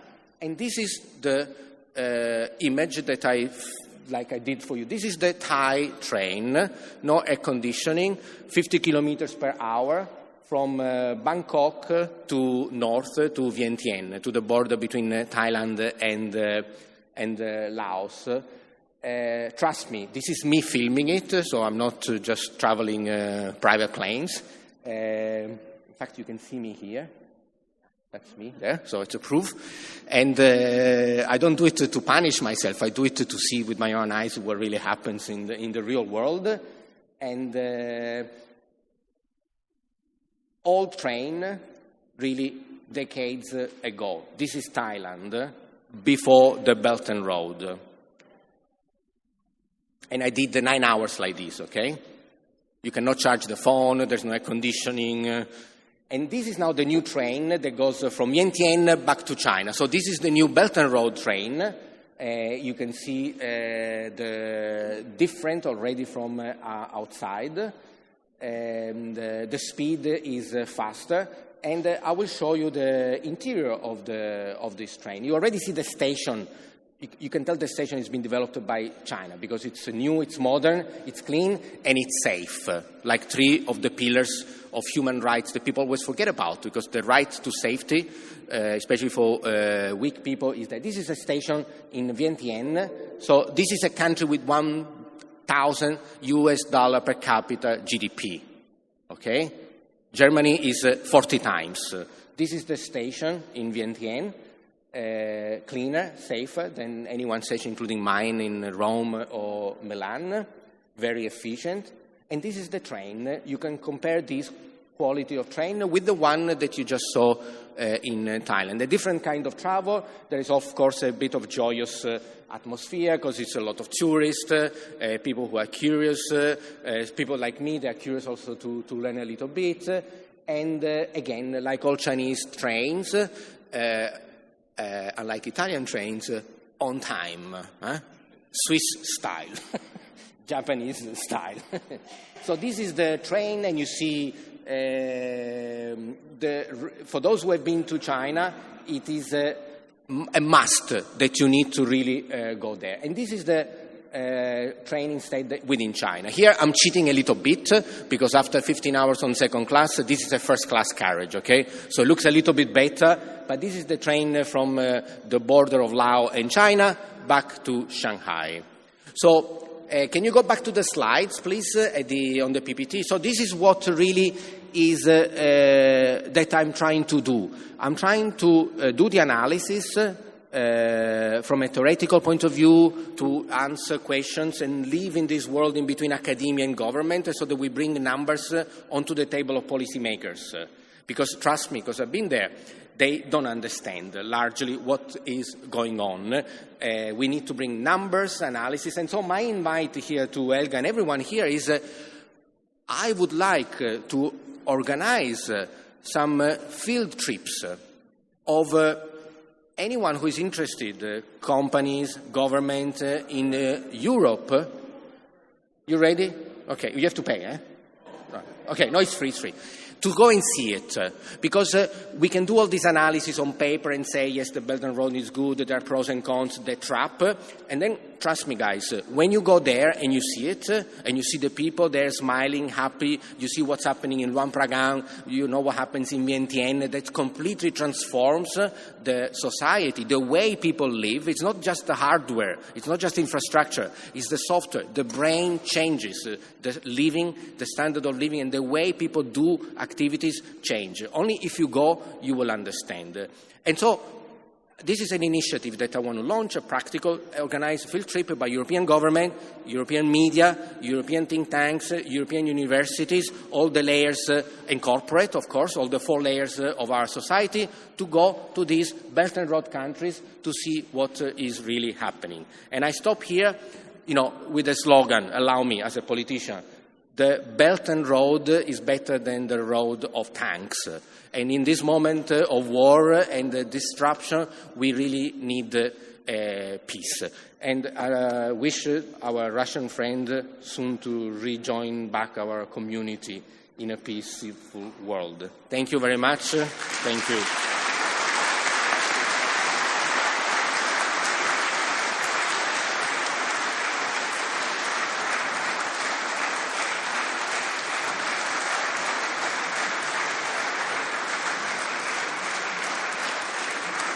Thank you, Professor.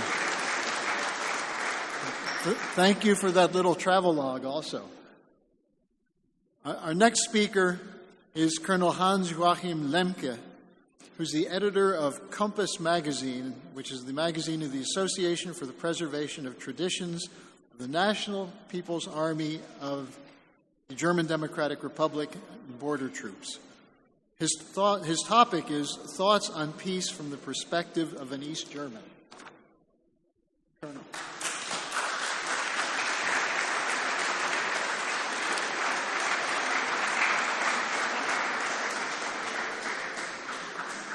Sehr geehrte Teilnehmer dieser in der heutigen Zeit so nötigen Beratung, lassen Sie mich zu dem militärischen, politischen Teil Frieden in der Welt. Yes, let me say something about the military subject of our conference from the standpoint of an East German. The basic statements of the conference are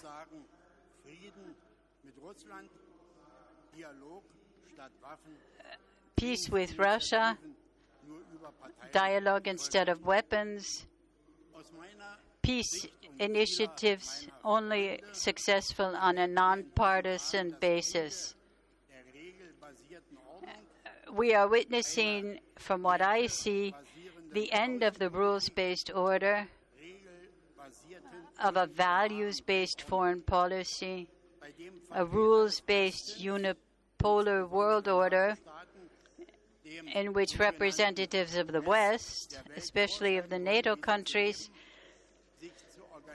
want to dictate to the rest of the world how they're supposed to live, how they have to organize themselves, who should be their friends, and who their enemies are.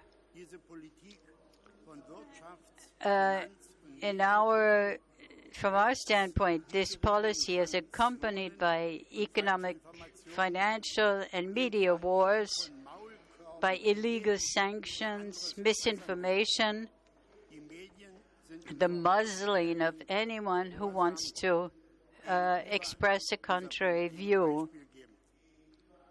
And the media set the example by obeying immediately the policy. Like many others in East Germany, I had the opportunity to live in Russia with my family, to study there, to do my doctorate there. And 8 years was a long time, especially if you don't live isolated in a bubble, but in the middle of a residential area where you get to know the people, their thinking, their feelings.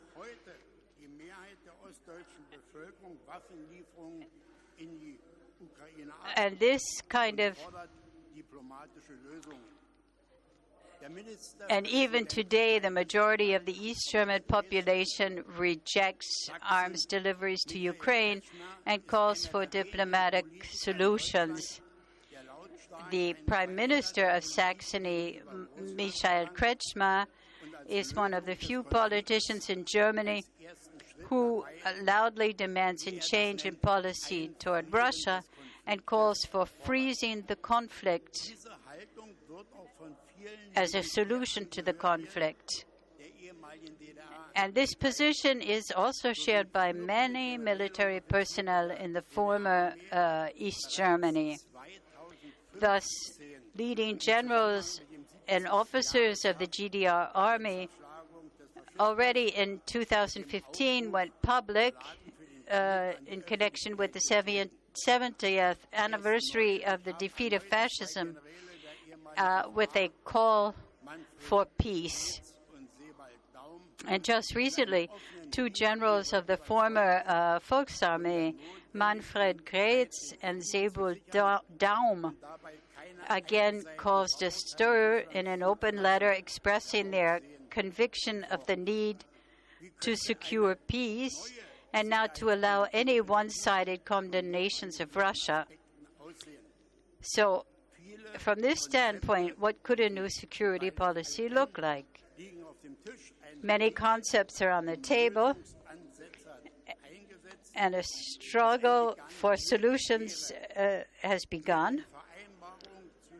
And that would not have even been necessary if the agreement between Ukraine and Russia of March and April 2022 had been implemented and not prevented by the intervention of then UK Prime Minister Boris Johnson, who intervened on behalf of the NATO leadership. From my point of view, the following approaches are particularly promising, which, among other points, were outlined by Helga Zepp-LaRouche on November 22, 2022. First of all, the partnership of sovereign nation states, a transformation of the financial system, and thirdly, the ending of the bloc system in world politics and military policy. When we see political, economic, and military aspects as a package. Now, the conflict in and around Ukraine is proving more and more to be the catalyst of process of turning away of the formerly derisively called third world states and nations from the dictates of the Western industrialized countries and their military, financial, and political arms like the World Bank, the IMF, NATO, the EU, and so on. The attempt to oust Russia from the world stage, or at least to make it incapable of acting, in order to free up potential for confrontation with the new enemy, China, it will probably preoccupy us for some time to come, because it will also heat up the U.S. election campaign, which is on. Now I see that under the new team at Berlin, the Federal Republic of Germany is becoming more of a war party. Weapons supplies, money, military training are only part of it. After supporting NATO's invasion of Yugoslavia, the separation of Kosovo from Serbia, the same politicians have taken the next step of escalation. One can accuse Russia and the Russian leadership of many things in connection with the military activities in Ukraine, and especially in the Donbass, but not speaking openly about it. After the coup on the Maidan, the open outbreak of Russophobia by the Ukrainian state institutions, Russia warned many times that military action by Ukrainian forces against the two self-proclaimed People's Republics was imminent, and that it would have to respond. International law condemns a preventive war of aggression, but international law also recognizes a preemptively conducted war of aggression, which was actually reported to the OECD observers who were located on the conflict line between Ukraine and the breakaway republics, or the breakaway parts of the country. So from 2014 to 21, 14,000 inhabitants of the Donbass had lost their lives due to the deployment of the Ukrainian army. And Ukraine had gathered up to 300,000 troops to liquidate these people's republics. This topic was not really reported by our media, was it?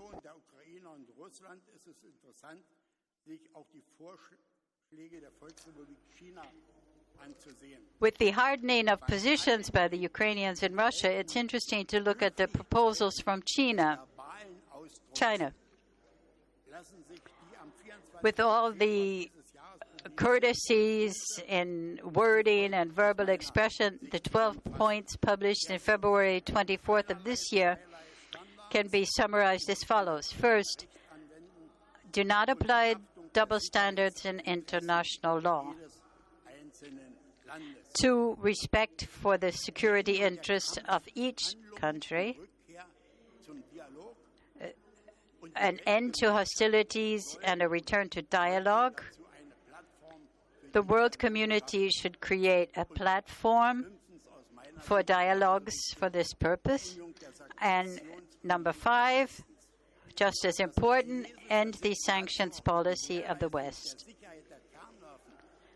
Now, from the Chinese point of view, this includes ensuring the security of nuclear weapons. And that goes without saying. And it's positive that initiatives are coming from the BRICS countries to try to resolve the conflict over Ukraine diplomatically. Other countries are also looking for solutions, as the conference in Copenhagen a few days ago showed. Representatives of Western states, but also of China, India, Brazil, South Africa, participants in the BRICS agreements have pushed here for diplomatic solutions based on fundamental compromises,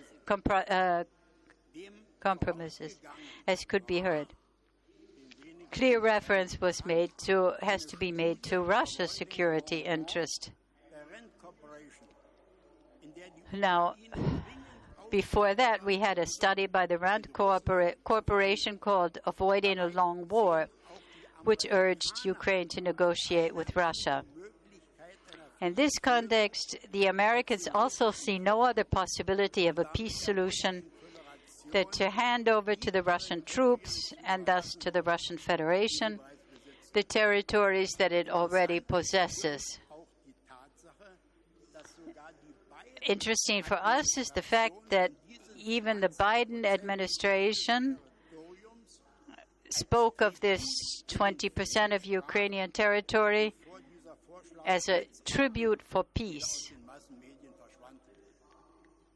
Before this proposal suddenly, immediately disappeared from the mass media.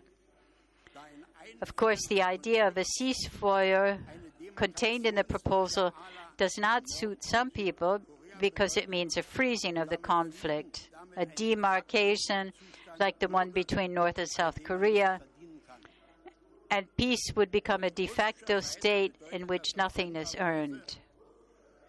On the Russian side, in a different way,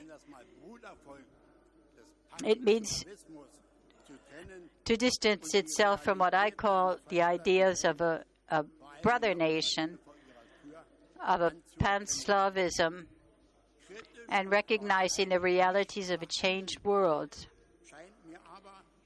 Critical and probably non-negotiable for the Russian Federation and its leadership seems to me to include the question of Ukraine's alliance neutrality and its non-affiliation with NATO. Since all regime change concepts don't seem to work out with regard to Russia and President Putin, it will probably be necessary to negotiate with him, as the South Africans have just made clear to my foreign minister, Mrs. Baerbock.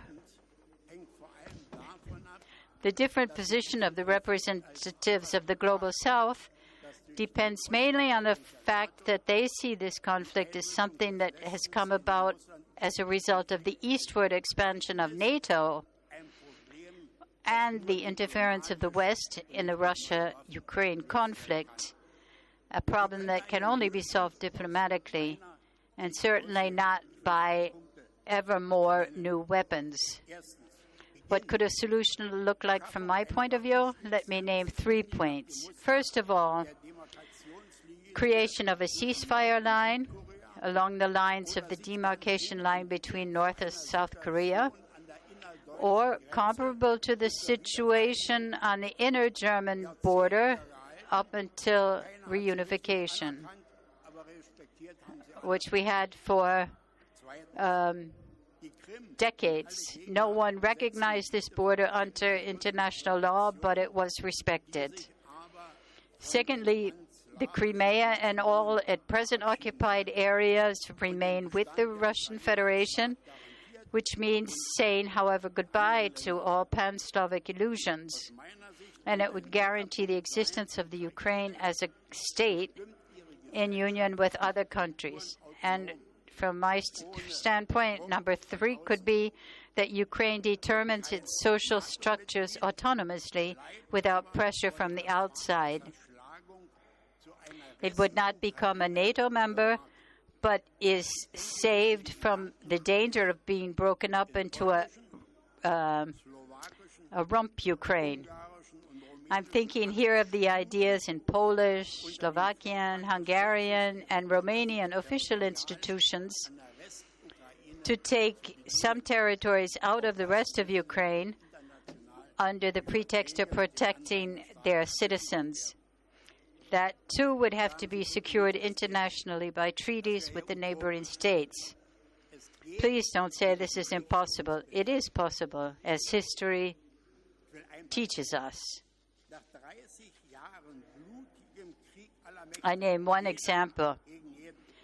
After 30 years of bloody war of all powers, everybody against everybody, in 1648, the Peace of Westphalia was sealed by a diplomatic trick. The emperor concluded a peace treaty with France, at the same time one with Sweden, but both documents were then signed as one valid treaty by the 3 contracting parties.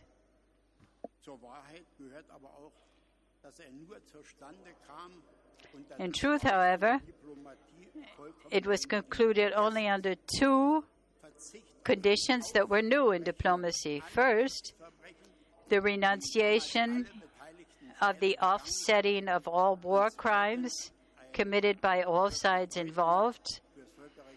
And secondly, recognition of the sovereignty, the independence of each state. I think maybe our diplomats and politicians should look into the history textbook again.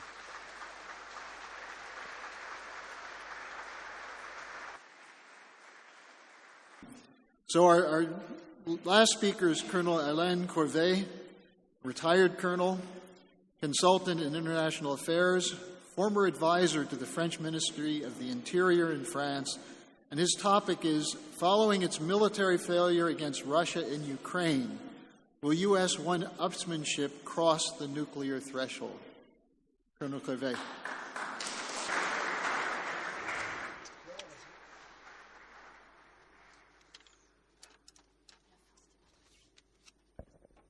Je vais parler en français, bien dans le micro. I'm going to speak in French in the mics. And after all the speeches we just heard, I'm going to try to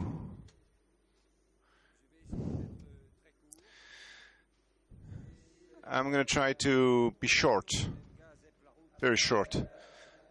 And after Helga's introduction this morning, I thought that I didn't have anything else to say. But after Mr. Ambassador, the other ambassador, and our Russian relative, all the other speakers did other things, very important things. So I wrote a paper that would be published, which is longer than that I'm going to tell you, but I'm going to try, nevertheless, to put forward some important points. I just took notes of what my colleague Colonel said, and what he said about I'm speaking slowly because I didn't give my that part to the translator, so I have to say that accusations against Russia on international issues,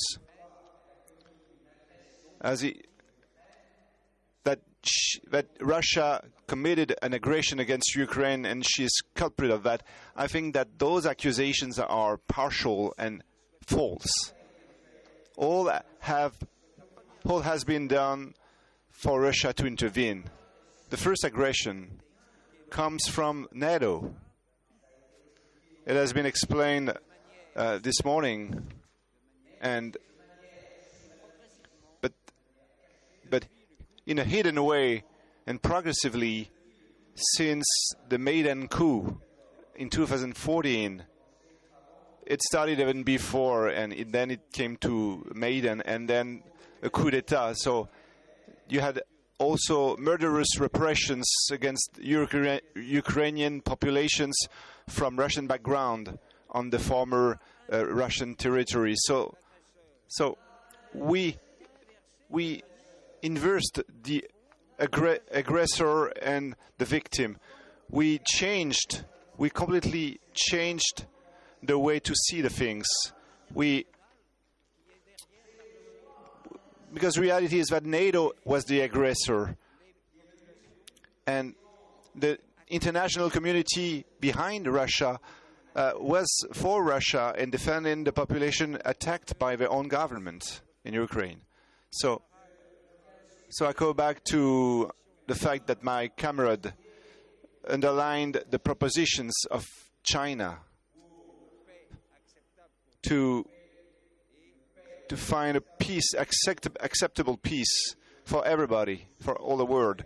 And I'm underlying the fact that we must not deal with two weights, two measures in the international relations. That should finish. We have to respect the respective interests of nations and the essential interests, respective interests, including the nuclear missiles disposed on the ground. So we have to take account of that. So we have to remember the Cuban crisis in '62, where the United States couldn't accept to have missiles so close from where they are. And then Russia now, today, can't accept to have nuclear missiles capable of destroying it so close to its frontiers. So I'm going to go back to my speech on whether I'm going to go back to the G7.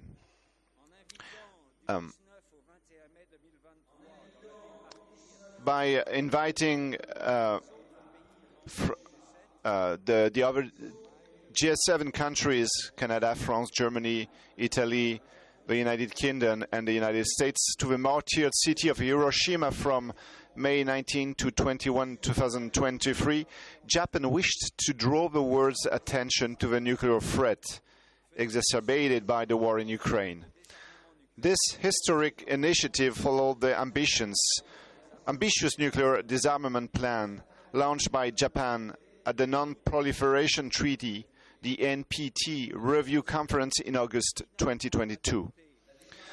The declaration, finally adopted by the G7 on non-proliferation and nuclear disarmament, contains no new initiatives and merely reaffirms hackneyed dogmas. So old dogmas that don't have any values.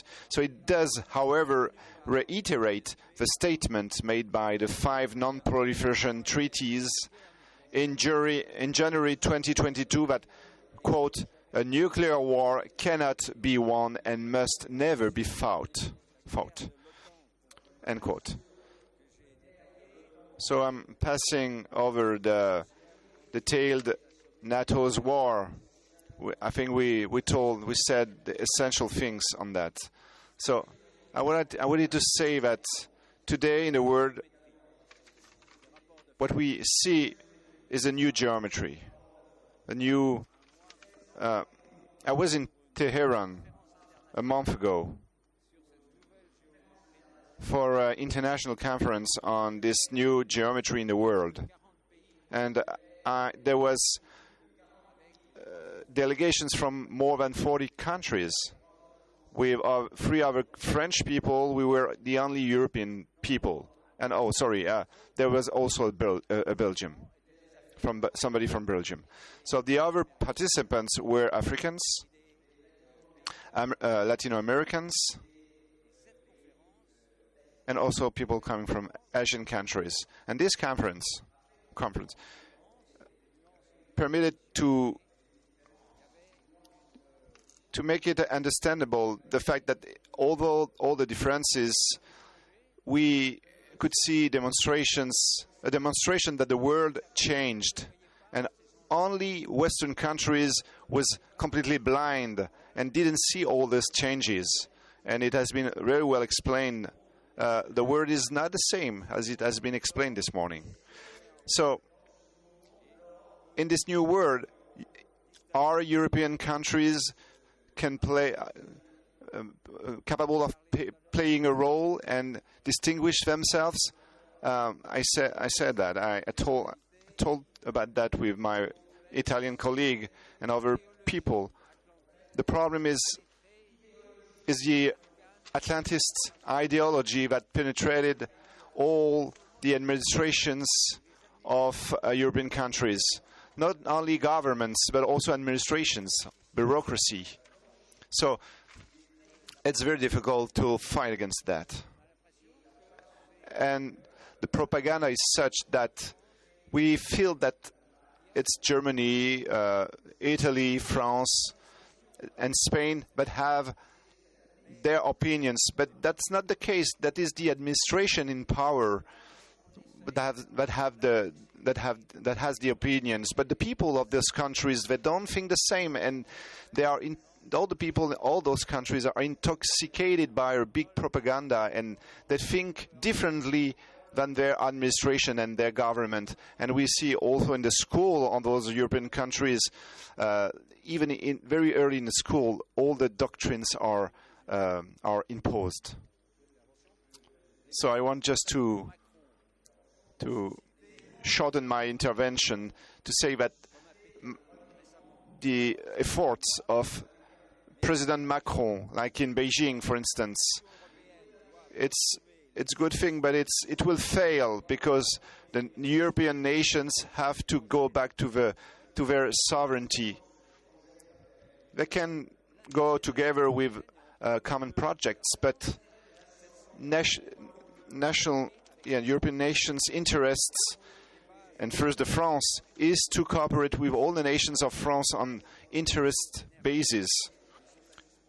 And it has to start with Russia, because Russia is a neighbor and has the energy for us, and China, that has been the builder of the world and proposing very interesting commercial agreements. So Europe shouldn't accompany the United States in its wars that are not ours. And France has important interests in Indo-Pacific, and we have to negotiate with China for an equitable repetition of our reciproc.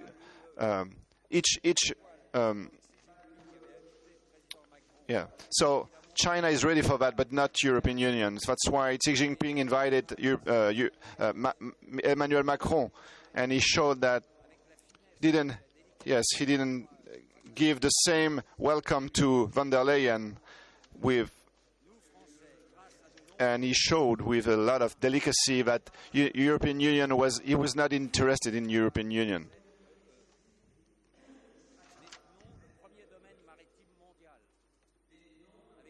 So, thanks to our numerous ultramarine territories and the associated exclusive economic zones, we French hold the world's largest maritime domain, with over 11 million square kilometers, just ahead of the United States, and we must have the Navy capable of enforcing our sovereignty over this immense area. Therefore, we need to come to an agreement with China to establish the limits of our economic interests in the zone where it is legitimately concerned by our neighborhood, and there's no point in sending our frigates to sail in the China Sea and Taiwan Strait, where we have nothing to claim other than to provoke it needlessly to please the United States. United States who are themselves sailing behind our backs, as I said earlier about Antony Blinken's statements in Beijing. So how do you want Chinese to believe the United States when you see the United States changing their view every 5 seconds? So in the summer of 2021, the brutal scuttling without consultation of our industrial and strategic agreements with Australia in favor of a strategic AUKUS, an agreement between United Kingdom, the USA and Australia, should make us realize that a sovereign France cannot place the slightest trust in such so-called allies. So I'm going to the conclusion. So I'm passing all the quotes and of big thinkers, French thinkers. I invite you to read them, because if I mention them, it's because some of them are coming from the 16th century, more some are earlier, but they are, So in conclusion, the world's barycenter has inexorably shifted eastwards, and the emerging powers of the East, Africa and Latin America are organizing themselves to balance their international relationships in a world where the United States, while it remains and will doubtless remain a major power, will no longer be able to impose its domination, but will have to respect the interests of all sides. It's now clear that the majority of the world's population whether ostensibly or more discreetly, supports Russia in its fight against NATO, and that nations suffering from their hostility, such as China. Oh, I lost my speech, sorry. So yeah, the nations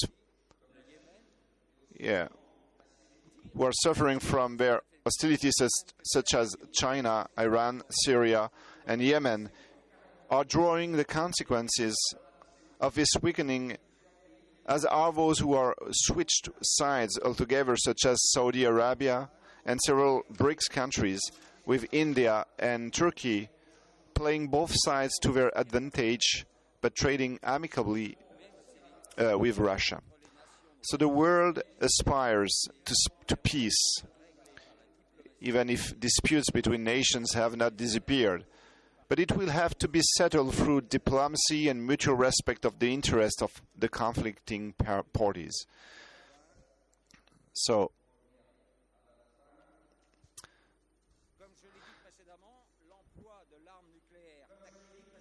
as I said earlier, the use of tactical nuclear weapons would automatically lead to a thermonuclear conflict that would destroy the planet. Because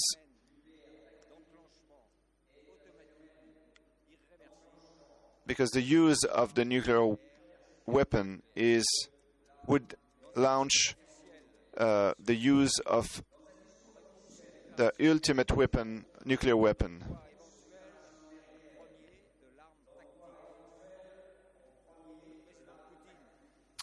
And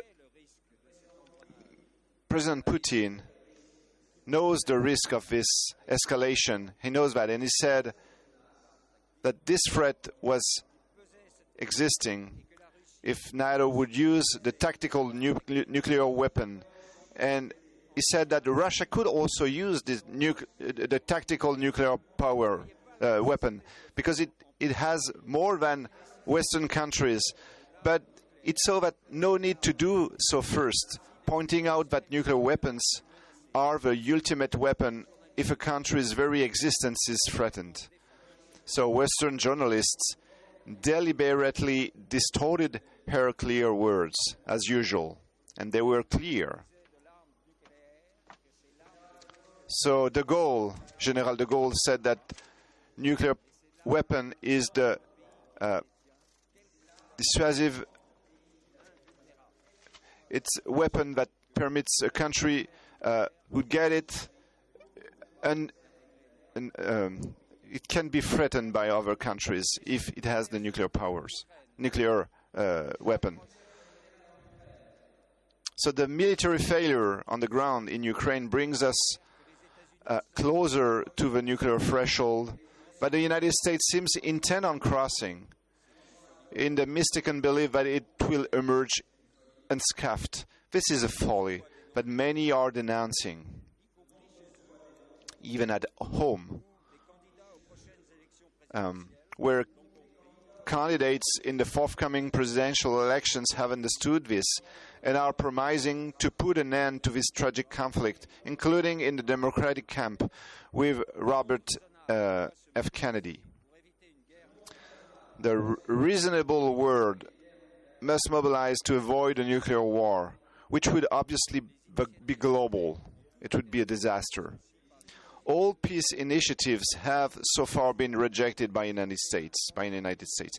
Yes, European countries must join forces with Latin America, Africa, and Asia to put an end to this conflict by tackling its root causes. And the real cause. This is the future of the world. In this context, it would seem that the moral and spiritual authority of the Supreme Pontiff, the Pope from Rome, as proposed by Helga Zepp-LaRouche, would be the best vector to encourage and support this movement of peace by the international community. Thank you very much. But I'm sorry to be the bearer of bad news, but we do have a schedule we have to stick to, so we're going to postpone questions from the audience to the beginning of the second panel. So if you have a question, we'll have an opportunity for that. And in the interest of time, I'm going to ask each of the panelists if they have concluding remarks of 1 minute, 60 seconds. I will have to enforce that also. But let me start with Helga, and then we'll give everyone else a chance who wants to say something. And I hope some of you will be available for the afternoon panel when the questions are asked. So, Helga? Ich möchte mich ganz herzlich bei allen Rednern bedanken und ich glaube, wir haben I want to thank you to all the speakers. They have demonstrated that we can come around much better when we talk and not hit on our heads. I think this conference is a beginning movement worldwide which puts peace on the agenda, and we will work as long as we have not brought the world into a new paradigm. This is the only chance how we can overcome the crisis.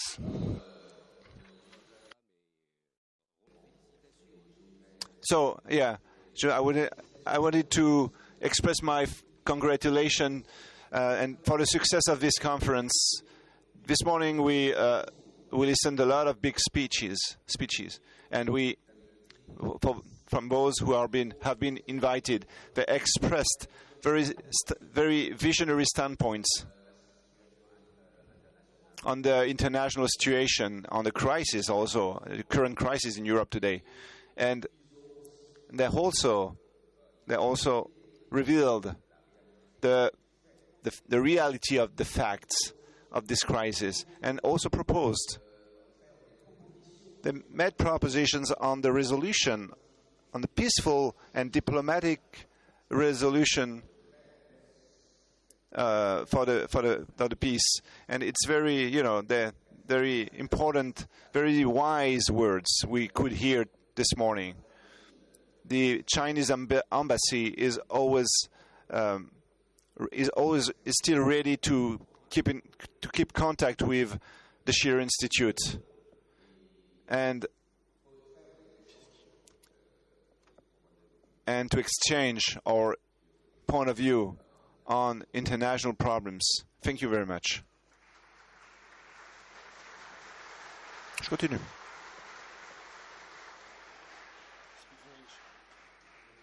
I will be very brief. We have had 7 very interesting speakers, but I'd like to thank the 8th speaker, our audience. You were fantastic. Thank you very much for accueil tellement chaleureuse. For me, it was a first experience with Schiller Institute, but as my Chinese colleague just said, I can say that the Russian embassy in France is always open for further contacts. And also, you can find our contacts for organizers. It's a pity we don't have time for questions and answers, and I will not be able to be with you in the afternoon, but you can always find us through the organizers, and for any kind of contacts. I'm based in Strasbourg permanently, so I'm here for you. Thank you.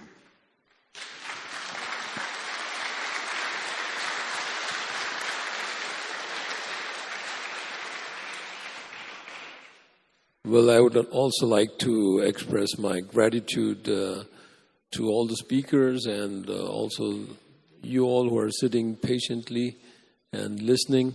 I think this is the beginning, that dialogue is the way forward.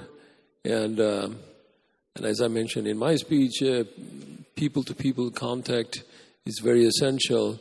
I had personally proposed to the Indian Prime Minister that we should start teaching French in our schools, we should start teaching Russian in our schools, and we should start teaching Chinese in our schools. So there are a lot of things we can do in all different levels, so we raise a new generation of people that would work for creating understanding between each other, and that's the way forward in my view. Thank you so much.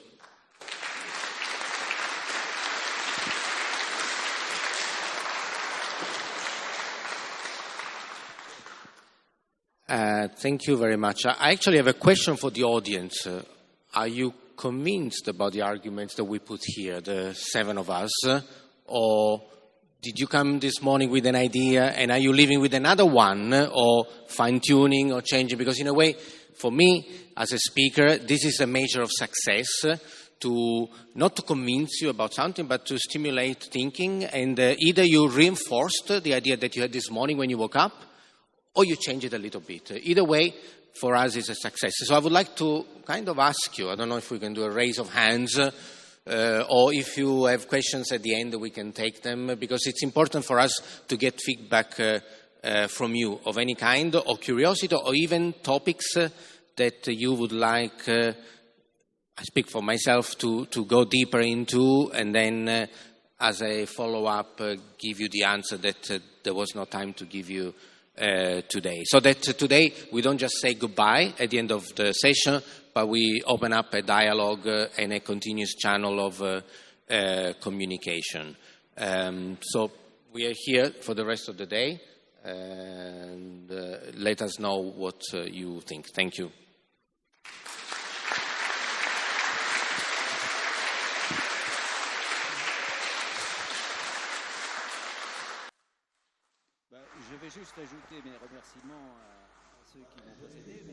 I will just add my greetings, warm greetings, and I want to say that this conference is very, very important.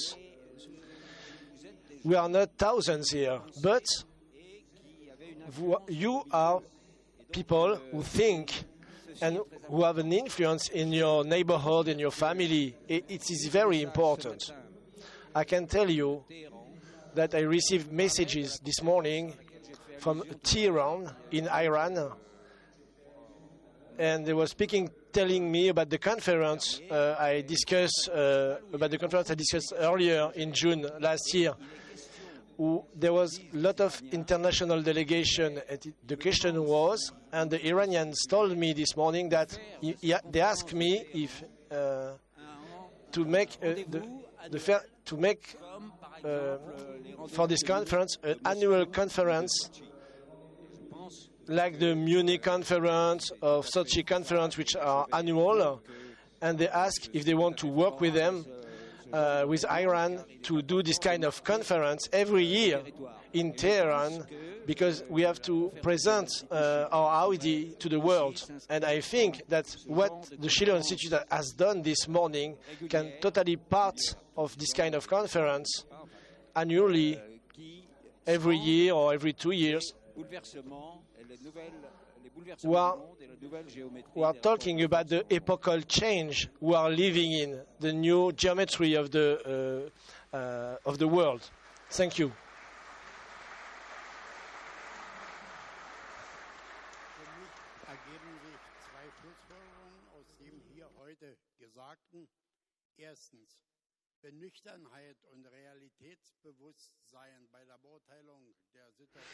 I have 2 questions and statements, because I